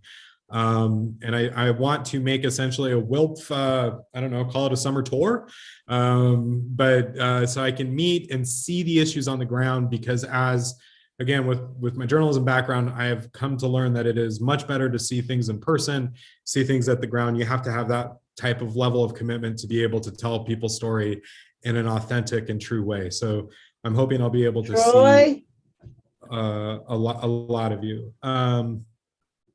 And then hours right now, like I said, I haven't actually, I know I'm scheduled to work 15 hours, as I told, each week, up to 15 hours. As I told the committee when we were going through this process of getting to know each other, the first couple months, there's going to be a lot of, I guess you could call it in-kind donations, because it's going to take a little bit more than 15 hours each week to be able to get some of these systems up that I want to get and gather the information. But I think that it's amazing what this organization has done, and I'm really happy to be assisting it right now. So, so I see that. Darian, I see what you're talking about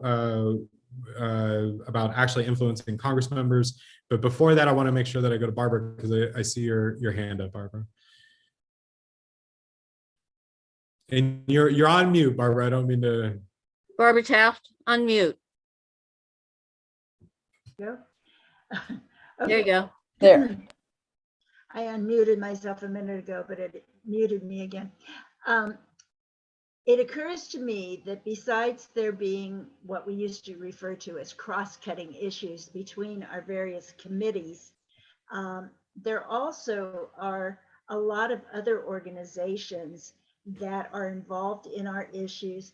And it would be great if somehow we could develop a chart of who those are and where to send them notices when we have issues we're working on, so that we could get the power of more people working on our issues.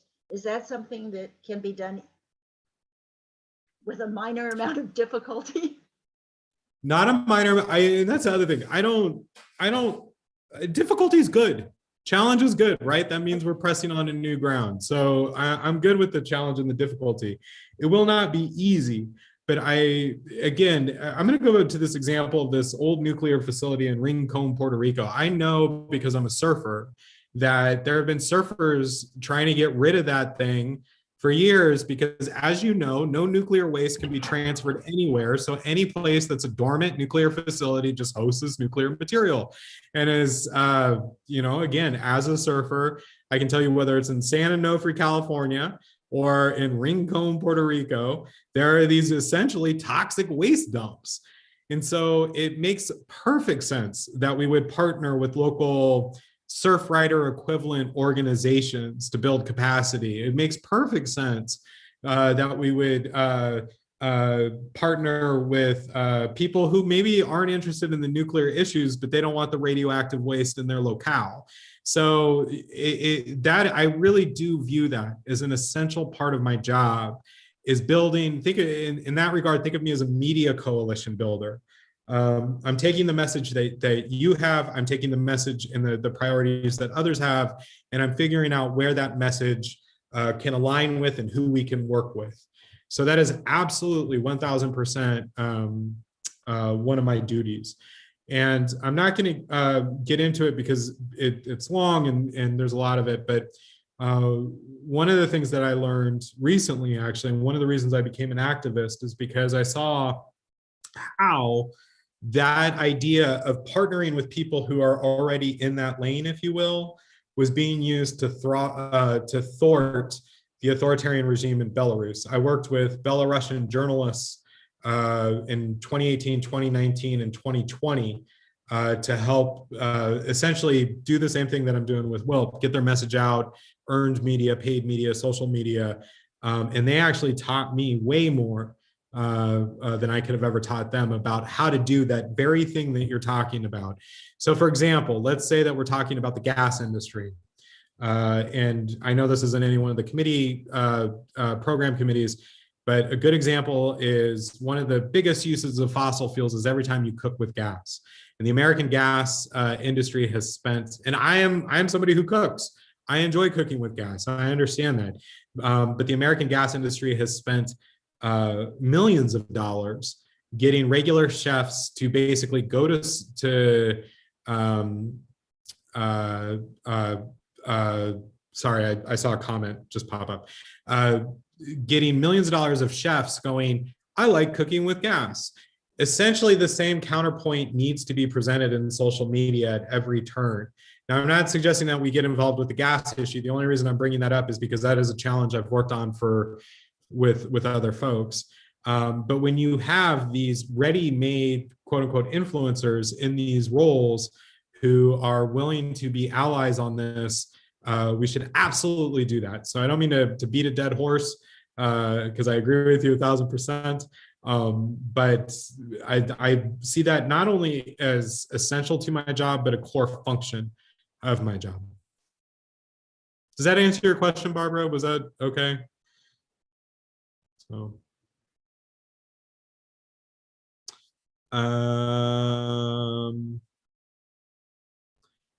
let's see. There's a lot of other things too. I saw, Ellen, we're talking a lot about how to influence lawmakers, and or influence policy positions. And I have a lot of ideas about that. Cheryl, I see your hand raised. Oh, I missed your question about CNN, but I'll let you ask it. Yes, I mean, you obviously know a lot of people from your past experiences in very important media outlets like CNN and NPR. Yes. How much are you willing to go back to your old friends on our behalf? Is that something you're willing to do or not? All the time. I think that part of what can help make me successful and make us successful is the Rolodex. Even though we don't carry Rolodexes anymore, but it's that idea of, and especially because, you know, a big part of my plan is because I've lived all over the country, in every region except the Northeast. I think that, and I've worked in those markets, I am able to carry that cachet. So cachet of people, not of myself. So I very much seen that as going back to them again and again and again. And one of the things I love about WILP is it goes everywhere from the tiny local level of the individual chapter. I'm part of the Jane Addams chapter right up here. They have not tiny issues, but they have very local issues all the way to international issues. So that for me is really exciting as somebody who is in media, is that I get to kind of creatively problem solve for all these different really cool things. And I'm excited to do that. Thank you.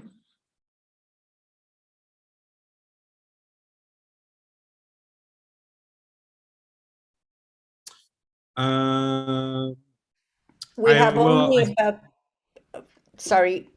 have about 10 minutes left, and I want to save 5 minutes for Jennifer to be able to close the meeting.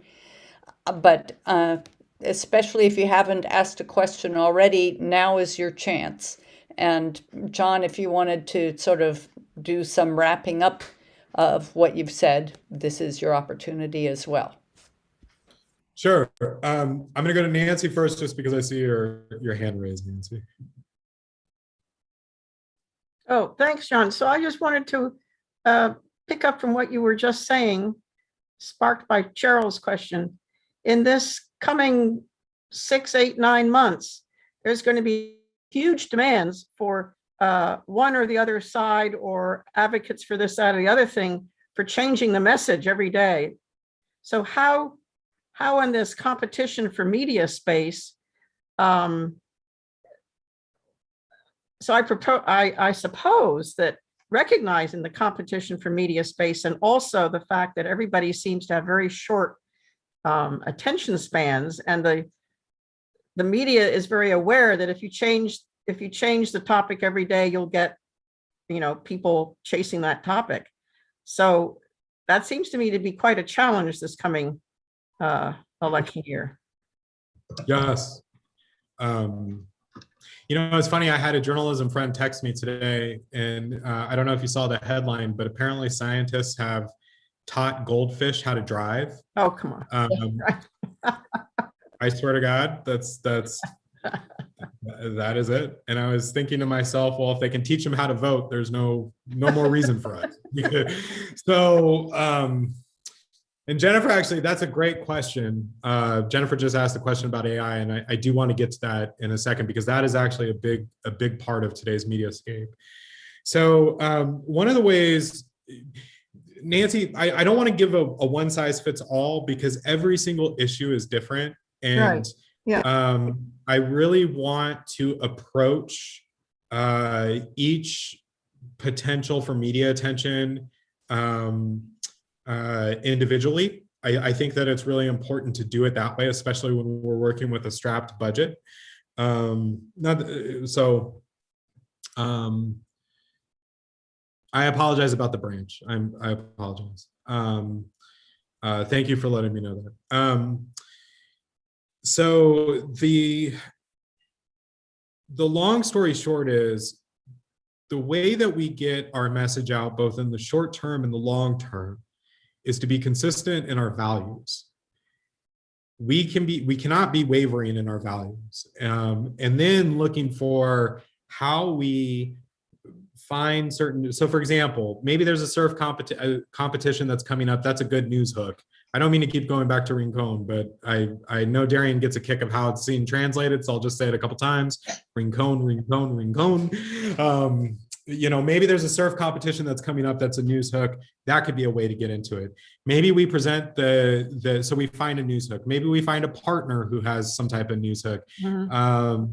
All those kinds of things. Maybe we change the story, and we do that by actually changing the medium. So I'm going to share something with you that was in my original presentation before y'all inspired me to speak off the cuff with all the amazing work y'all are doing.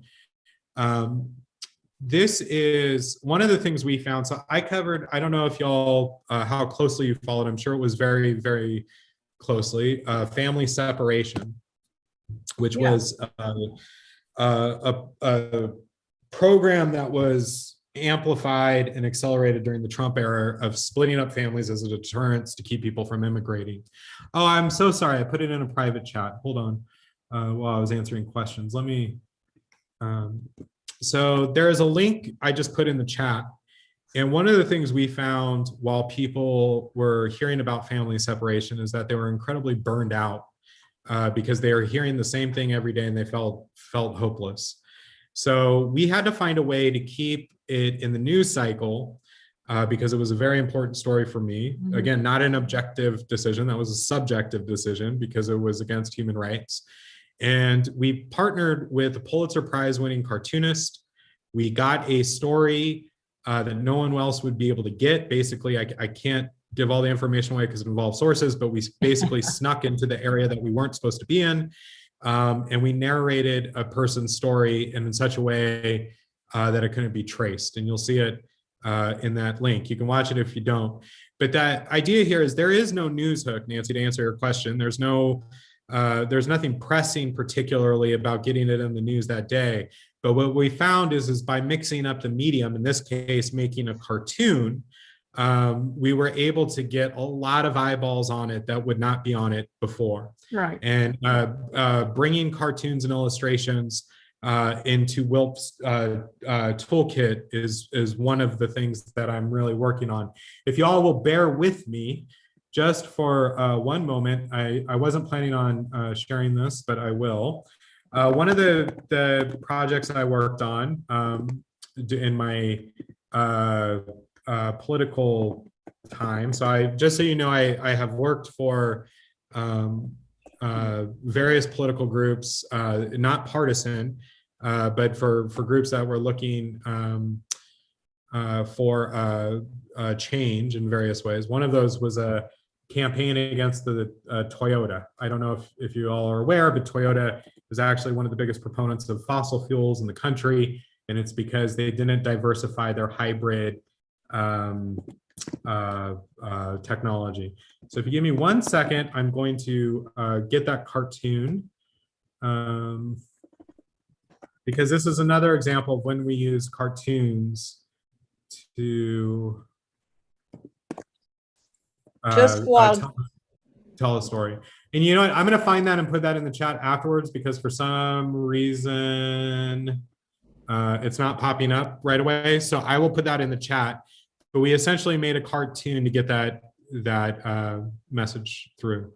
Barbara Taft says people relate to what we call human. That's exactly right. Oh, let me get this to everyone. My contact info.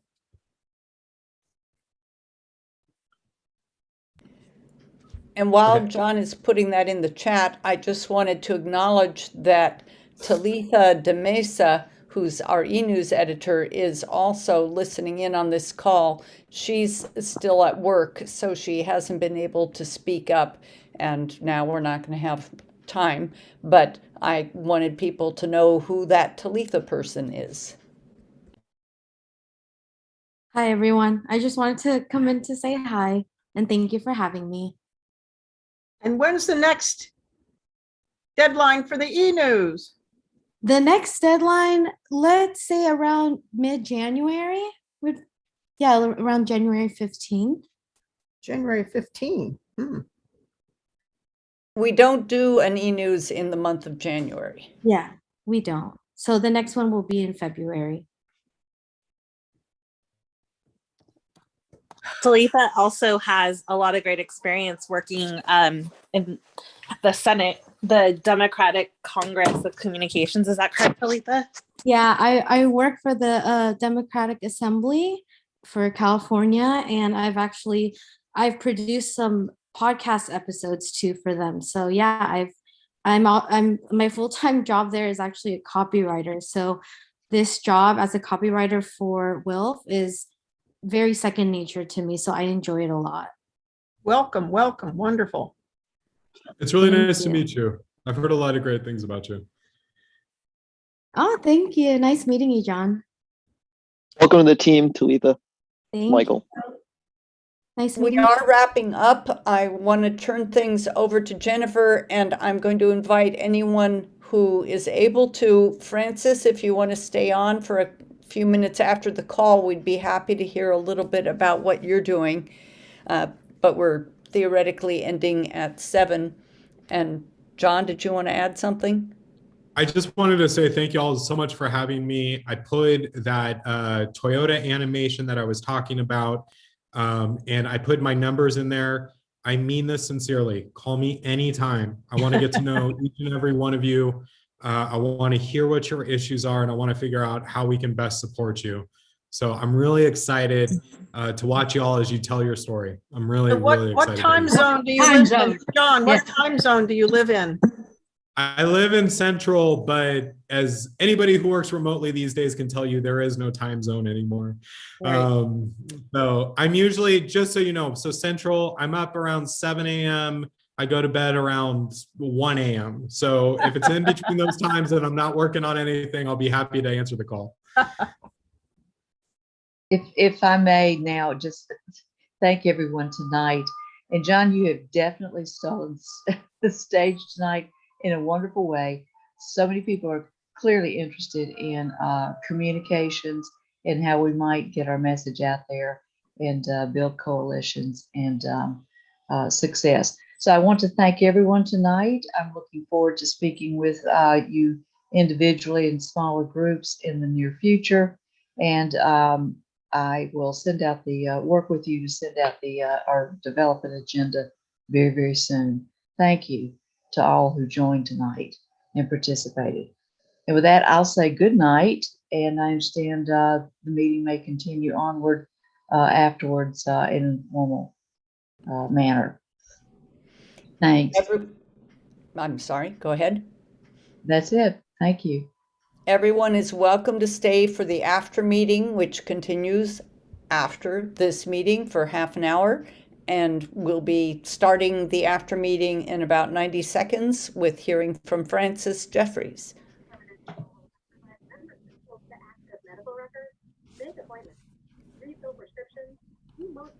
Who has the radio on?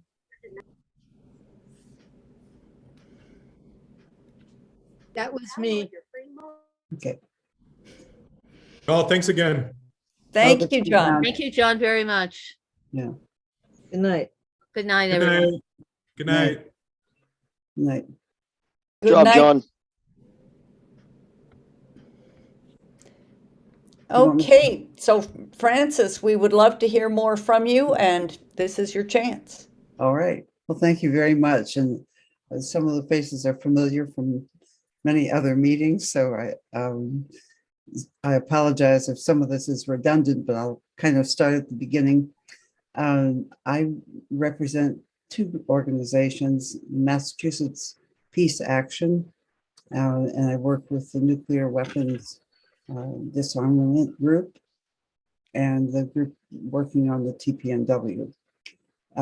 My other hat that I wear is that I represent a working group called Rotarians for a World Free of Nuclear Weapons. And we all belong to Rotary International, and our objective is to mobilize the ways that Rotary can act as a civil society organization. There are 2 unique components that I think are not well known about Rotary. Rotary and Rotary members helped to found the United Nations, and Rotary holds one of 2 permanent seats were non-governmental at the United Nations. The other is the International Red Cross. So it doesn't appear to our group, or to me, I'll just represent myself tonight, that we've used that to optimize our effectiveness. Because if you're working together, let's say in the United Nations, there are times when a message or an initiative has to be introduced by a governmental voice. It's got to come from the authority of that. But there are other times when you'd want to raise an issue, and it would be easier for everyone to start the conversation if it came from a non-governmental, as a quasi-neutral party, and they brought the issue to the attention. So I don't think we've gotten the rhythm of how that could work and how empowering that could be. So we're just starting to work, especially with the Rotary leadership, in cultivating that idea. And last September 30th, we were able to organize an event where the Rotary International president, the Red Cross president, and the UN Secretary General and the designee for working on all disarmament issues spoke together in one presentation.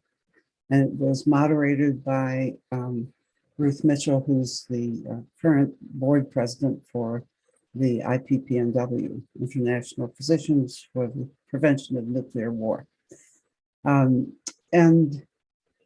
We saw that as a huge step for them to sit on the same screen, the same platform essentially, and to make formal presentations, and then also to be open to questions that had to be submitted in advance. But nevertheless, it was a big step in our view for Rotary to begin to step up to that. The second is that Rotary's mission from the very beginning has been to increase world understanding and peace through a variety of projects, education, better health, et cetera, et cetera. What they got known for were the projects, and we kind of forgot that it had a specific outcome that was expected. And so we didn't always link that. We built a new playground, but we didn't say, this is where children learn to play together well, and this brings peace in this community. We didn't ever say that part. So now we're trying to link those two together. Rotary has 7 areas of focus, and one is peace building and conflict prevention. And that covers a whole variety of areas. So the other things we've done are really internal to Rotary, and we're looking at how we can remove the roadblocks, the habits people fall into that then compromise the organization's ability to really deliver on what they're doing. And so we began by asking the Finance Committee to have an investment policy that included not investing in or utilizing organizations that had investments with nuclear weapons related things. And so that got accomplished. And it was actually surprisingly simple. The Finance Committee agreed to review their policy. They wrote a new one. Then they recommend to the board, and the board reviewed it and approved it in June. Now, I will say, having accomplished that, they certainly they didn't call up the local media and say, hey, guess what we just did? So it was kind of done on quietly, but we've made a lot of noise about it. So when we're speaking with other Rotarians, we say, hey, did you know we have a new investment policy? So the word's getting out. Let's see, what else? Oh, there's also a resolution to endorse the TPNW and to support that. That's a little trickier because it's viewed as somewhat partisan by some people. So that's going to take a little bit more doing. But we meet every other week, and our other objective is to link with many, many organizations, including WILF, because none of us can do this alone. All of us are, well, the majority of us are in the same boat. We are in a position where we can't take partisan positions. But I see that as an advantage. I see that as being able to raise issues and to be able to talk about those and to say, no, we're not taking a particular stand, but we're asking it to look at some of the fundamental questions and to examine the stories you've told each other and to change the narrative. So anyway, so I'm the co-convener right now of this working group, and we we have yet to be accepted by Rotary. We don't get our programs accepted on major conventions. But on the other hand, we organized the president of Rotary International to do this UN Red Cross three-way presentation. So we just keep submitting stuff, and I suppose it's a little annoying, but oh well. Anyway, but we're really happy to be able to share these common goals with WILF and with anyone else who'll come on. I'm happy to take questions.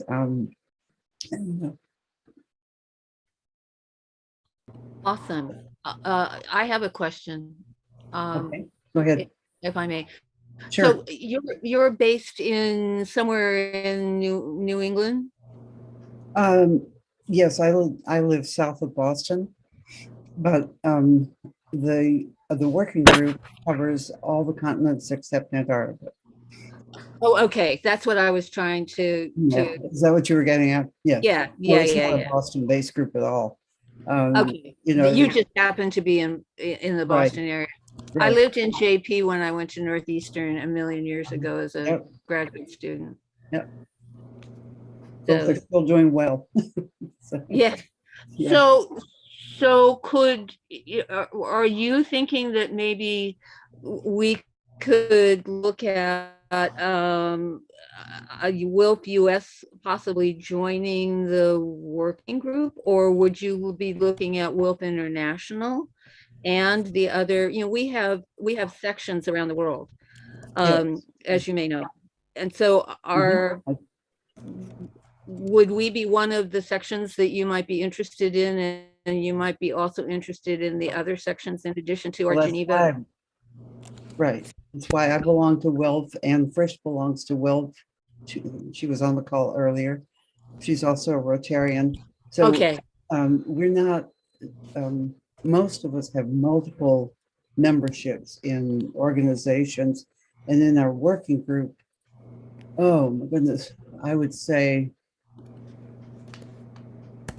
I just off the top of my head, probably represent 30 or 40 of the groups working particularly on nuclear weapons abolition. So in the group, we're always shuffling around the connections and who speaks with whom to get certain actions done. Odile? Could you give us an example of a change narrative? Yeah. Well, internally to Rotary, the change narrative has been, oh, we can't do that. It's too political, and then it's blocked. Well, we did a 3-minute video called "It's Not Political." It's political, but not partisan. And it goes on and really it's designed to be shown to Rotarians. And it says, that Rotary is superbly political.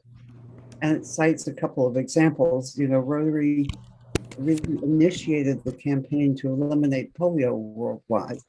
Yes, I And heard about worked with many, still works with many organizations to achieve that. But that is a political thing because there were countries that didn't want us to come in. Yes, yes. I understand now what you Okay, mean. so that's one way of changing the narrative. And so suddenly from things that people are saying, they'll be on another kind of Rotary meeting and they'll say, well, you know, I don't know where I heard this, but you know, I heard that we are political. We just aren't partisan. And you think, really? And In that's how you France- change the narrative, is that we really In France, we say everything is political. Exactly. But The way it's you not eat, the partisan. way you walk, everything is political. Right. And we do make a point of saying the individual members are free to be as partisan as they want to be. Yes. And we don't have any control over that. But when we're representing the organization, we're really careful and we're very mindful of that. So I think just saying that flat out to people, so then they stop the nonsense and then you can deal with the issue again, and you don't get off on this tangent of saying, oh, it's too political, you know. Of course it's political. Of course A it's few years ago, I had the same conversation with the League of Women Voters, and that we were trying to get them to sign on to the constitutional amendment to end Citizens United corporate personhood. Money is speech, and their argument was the same. Well, it's too political. And my response was exactly what you said. It is political, but it's not partisan. Everyone on both parties would benefit from getting rid of this, except for the few people who are making tons of money on it. So that's one thing. And the other is, a few years ago, Wilf, when I was on the board, I guess it was, we put together a policy for partnership and collaboration. If this was something that Disarm, for instance, wanted to pursue with the Rotary Club, and I've been in favor of a collaboration with Rotary for many years. My daughter was a Rotarian for a number of years, and I'm aware of their spectacular international work. If that was something that Disarm was interested in starting the process, it would be great to know who at Rotary would be the right person to talk to about this. Would that be you, or would we have to speak to I'm someone? happy to be a contact, or Anne. I mean, part of the reason we came to the meeting tonight is just to have this opportunity to know each other. And Right. so you could call any one of us, but understand that if you call the Rotary headquarters, that they're going to have a headquarters party line. Well, Yeah. that's, you know, that would be something you'd have to speak with.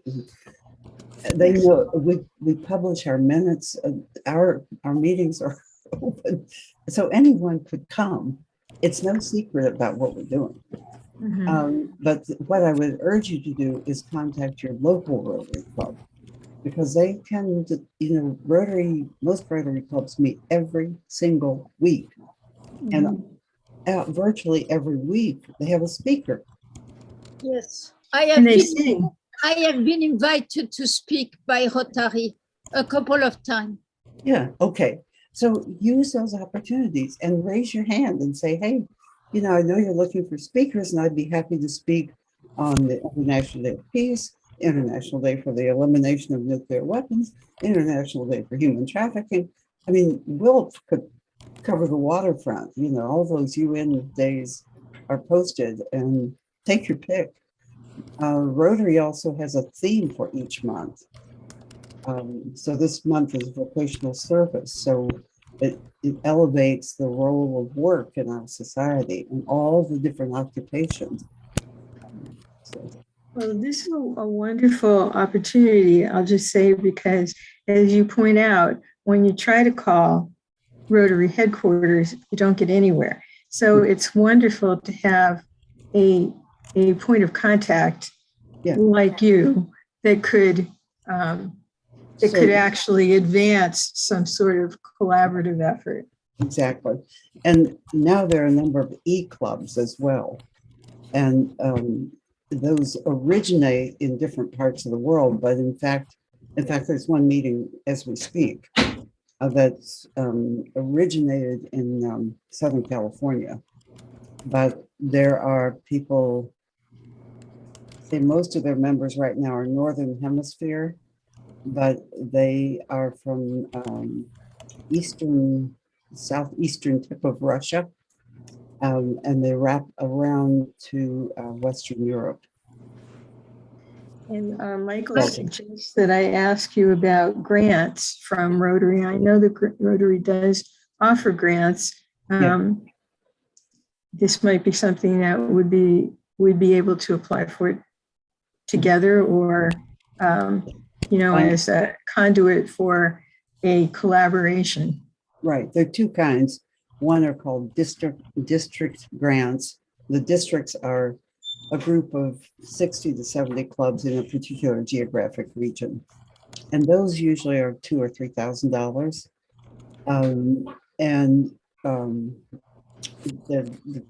The application is very simple, really. It's basically a paragraph answer to each of maybe 4 or 5 questions. So it doesn't take long to fill it out.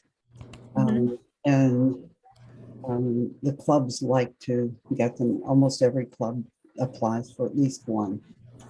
The other is a larger global grant, and that's a more complicated process because they have to be international or multi-country.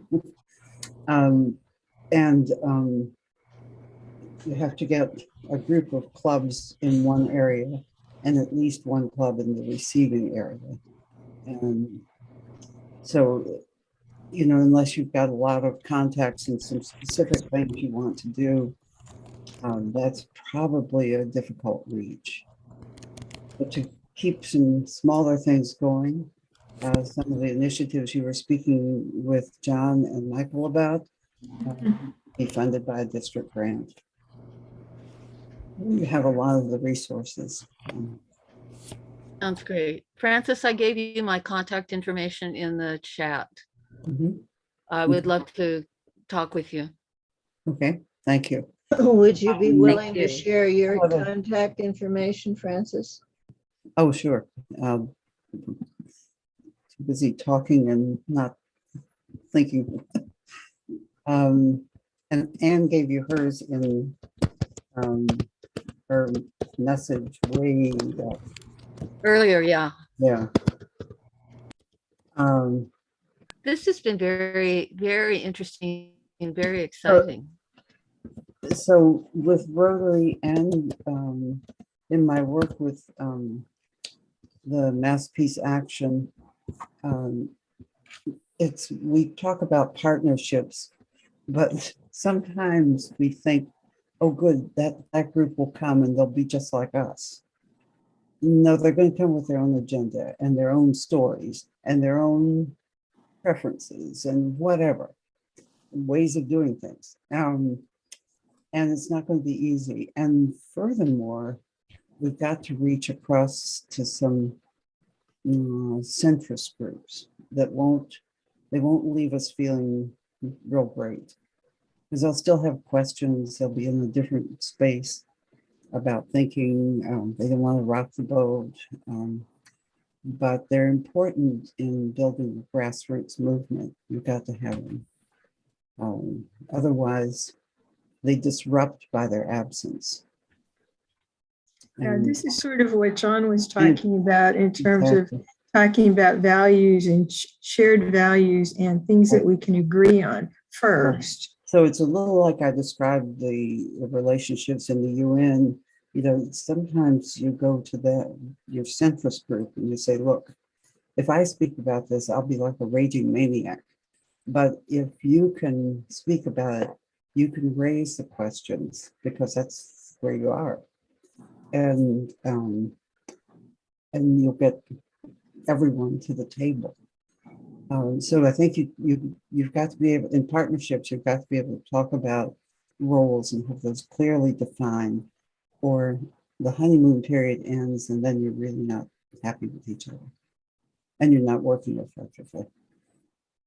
So anyway, that's Thank you so much, and thank you to Michael for introducing you to us. I actually, he was a student at Bridgewater State University, and that's how we first met. I would say 15, 16 years ago, a long time ago now. And we just happened to see each other tonight on the call. So, you know what's funny? That was almost 18 years ago. 18. There you go. That's crazy, right? It is crazy.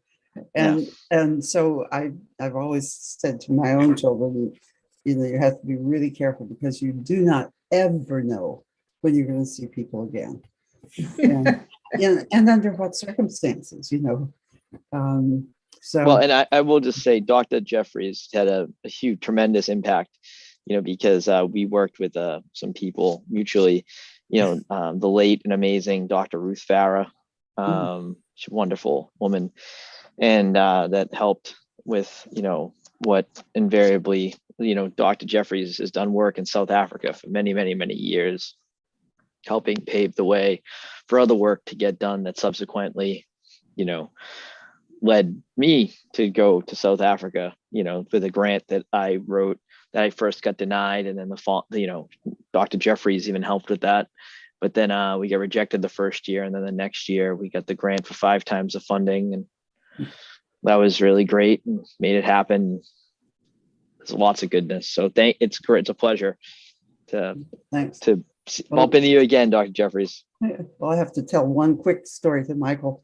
The project he worked on was an adult literacy project in a particular province in South Africa. And we now have a global grant, the large grant for affecting large-scale change, because one of the sites from that adult literacy project is now a family literacy resource center for the whole region. And they're doing training and demonstration classes and that kind of stuff. So seeds we plant. But it's nice. It's a network of people working together who trusted each other, knew each other's stories, wanted to change the narrative, and are moving it forward. And so we had a way of accessing some resources at this end. They had a way of mobilizing the action. And so we've partnered and that's been funded. It's the travel is on hold, obviously, but the project is there and alive and well. So that's an example of a partnership and of working together. And that was done in the KwaZulu-Natal province. So it wasn't done like near Cape Town. It was done, in rural South Africa, right out like about, south of Johannesburg, about 400 miles south of Johannesburg, in a capital, Pietermaritzburg, right outside of that little area we called Sabantu, where we used to be. Yeah. I have to leave, but I wanted to just say how impressed I am with John and the kinds of perspectives that and context and experience that he brings to this position. I think we really lucked out in getting him. So thank you to whoever nailed that down. And good night, everybody. Good night, Mary Beth. Happy New Year. You too. And that was Ellen Thomas who really called John to my attention. Good job. Yeah, he applied for the e-news editor position, and it was pretty clear that he had a lot more to offer than that. Yes. Any more questions for Francis? Well, I have a question, and that is, you mentioned that you were part of 30 to 40 organizations, or you work with 30 to 40 organizations. What, could you explain that a little bit? No, in our working group, among us, we each are members of more than just our working group, and more than just Rotary. We're all members of the working group, we're all members of Rotary. And then beyond that, kind of goes on and on and on. I mean, it's a list of organizations you'd recognize, including WILF. Oh, let's see. Do you want me to start naming them or just? No, that's okay. That would be exhausting, but we'd love to have you be a member of WILF if you're not I am a already. member. You That's what are I a think- member. That's what I've said several times. So yeah, I'm a member. That's a Otherwise, good I wouldn't idea. I should ask who are the member of the Middle East Committee, which other organizations they are involved with. I never thought of asking them. That's a good idea. Because that will expand our networking. Right. What I'd be glad to do is be a link, but right now I must confess my plate is really full. And so keeping track of Mass Peace Action and Rotary, and then intersecting with these other groups. So I'm on meetings with WILF, I'm on meetings with Pax Christi, and with the IPPNW, with the Physicians for Social Responsibility. And after a while, you've got to take a break. Otherwise, yeah, you need to. You lose your perspective also. Yeah. Francis, do you interact with the Boston branch at all of WILF? Yes, not actively. I'm associated pretty frequently with Joan Eckline and Okay. Amy Hendrickson and Nancy Lee Wood, who's probably inactive right now. We have a member called Eileen Kurkowski. Yes, and Eileen. And she started a new group within the Disarm Committee on the drones.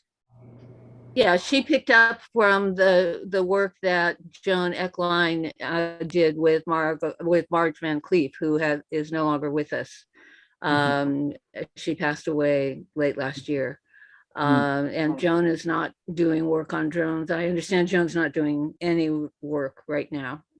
She's I was a unable to. little worried about Joan Eckline. She seems to be, she needs some support, I think. She needs some food and some company, or I don't know how to organize it from so far, but I have a couple of friends I called. Did you talk to Eileen about it? And is her son, right? Is he No, still? I will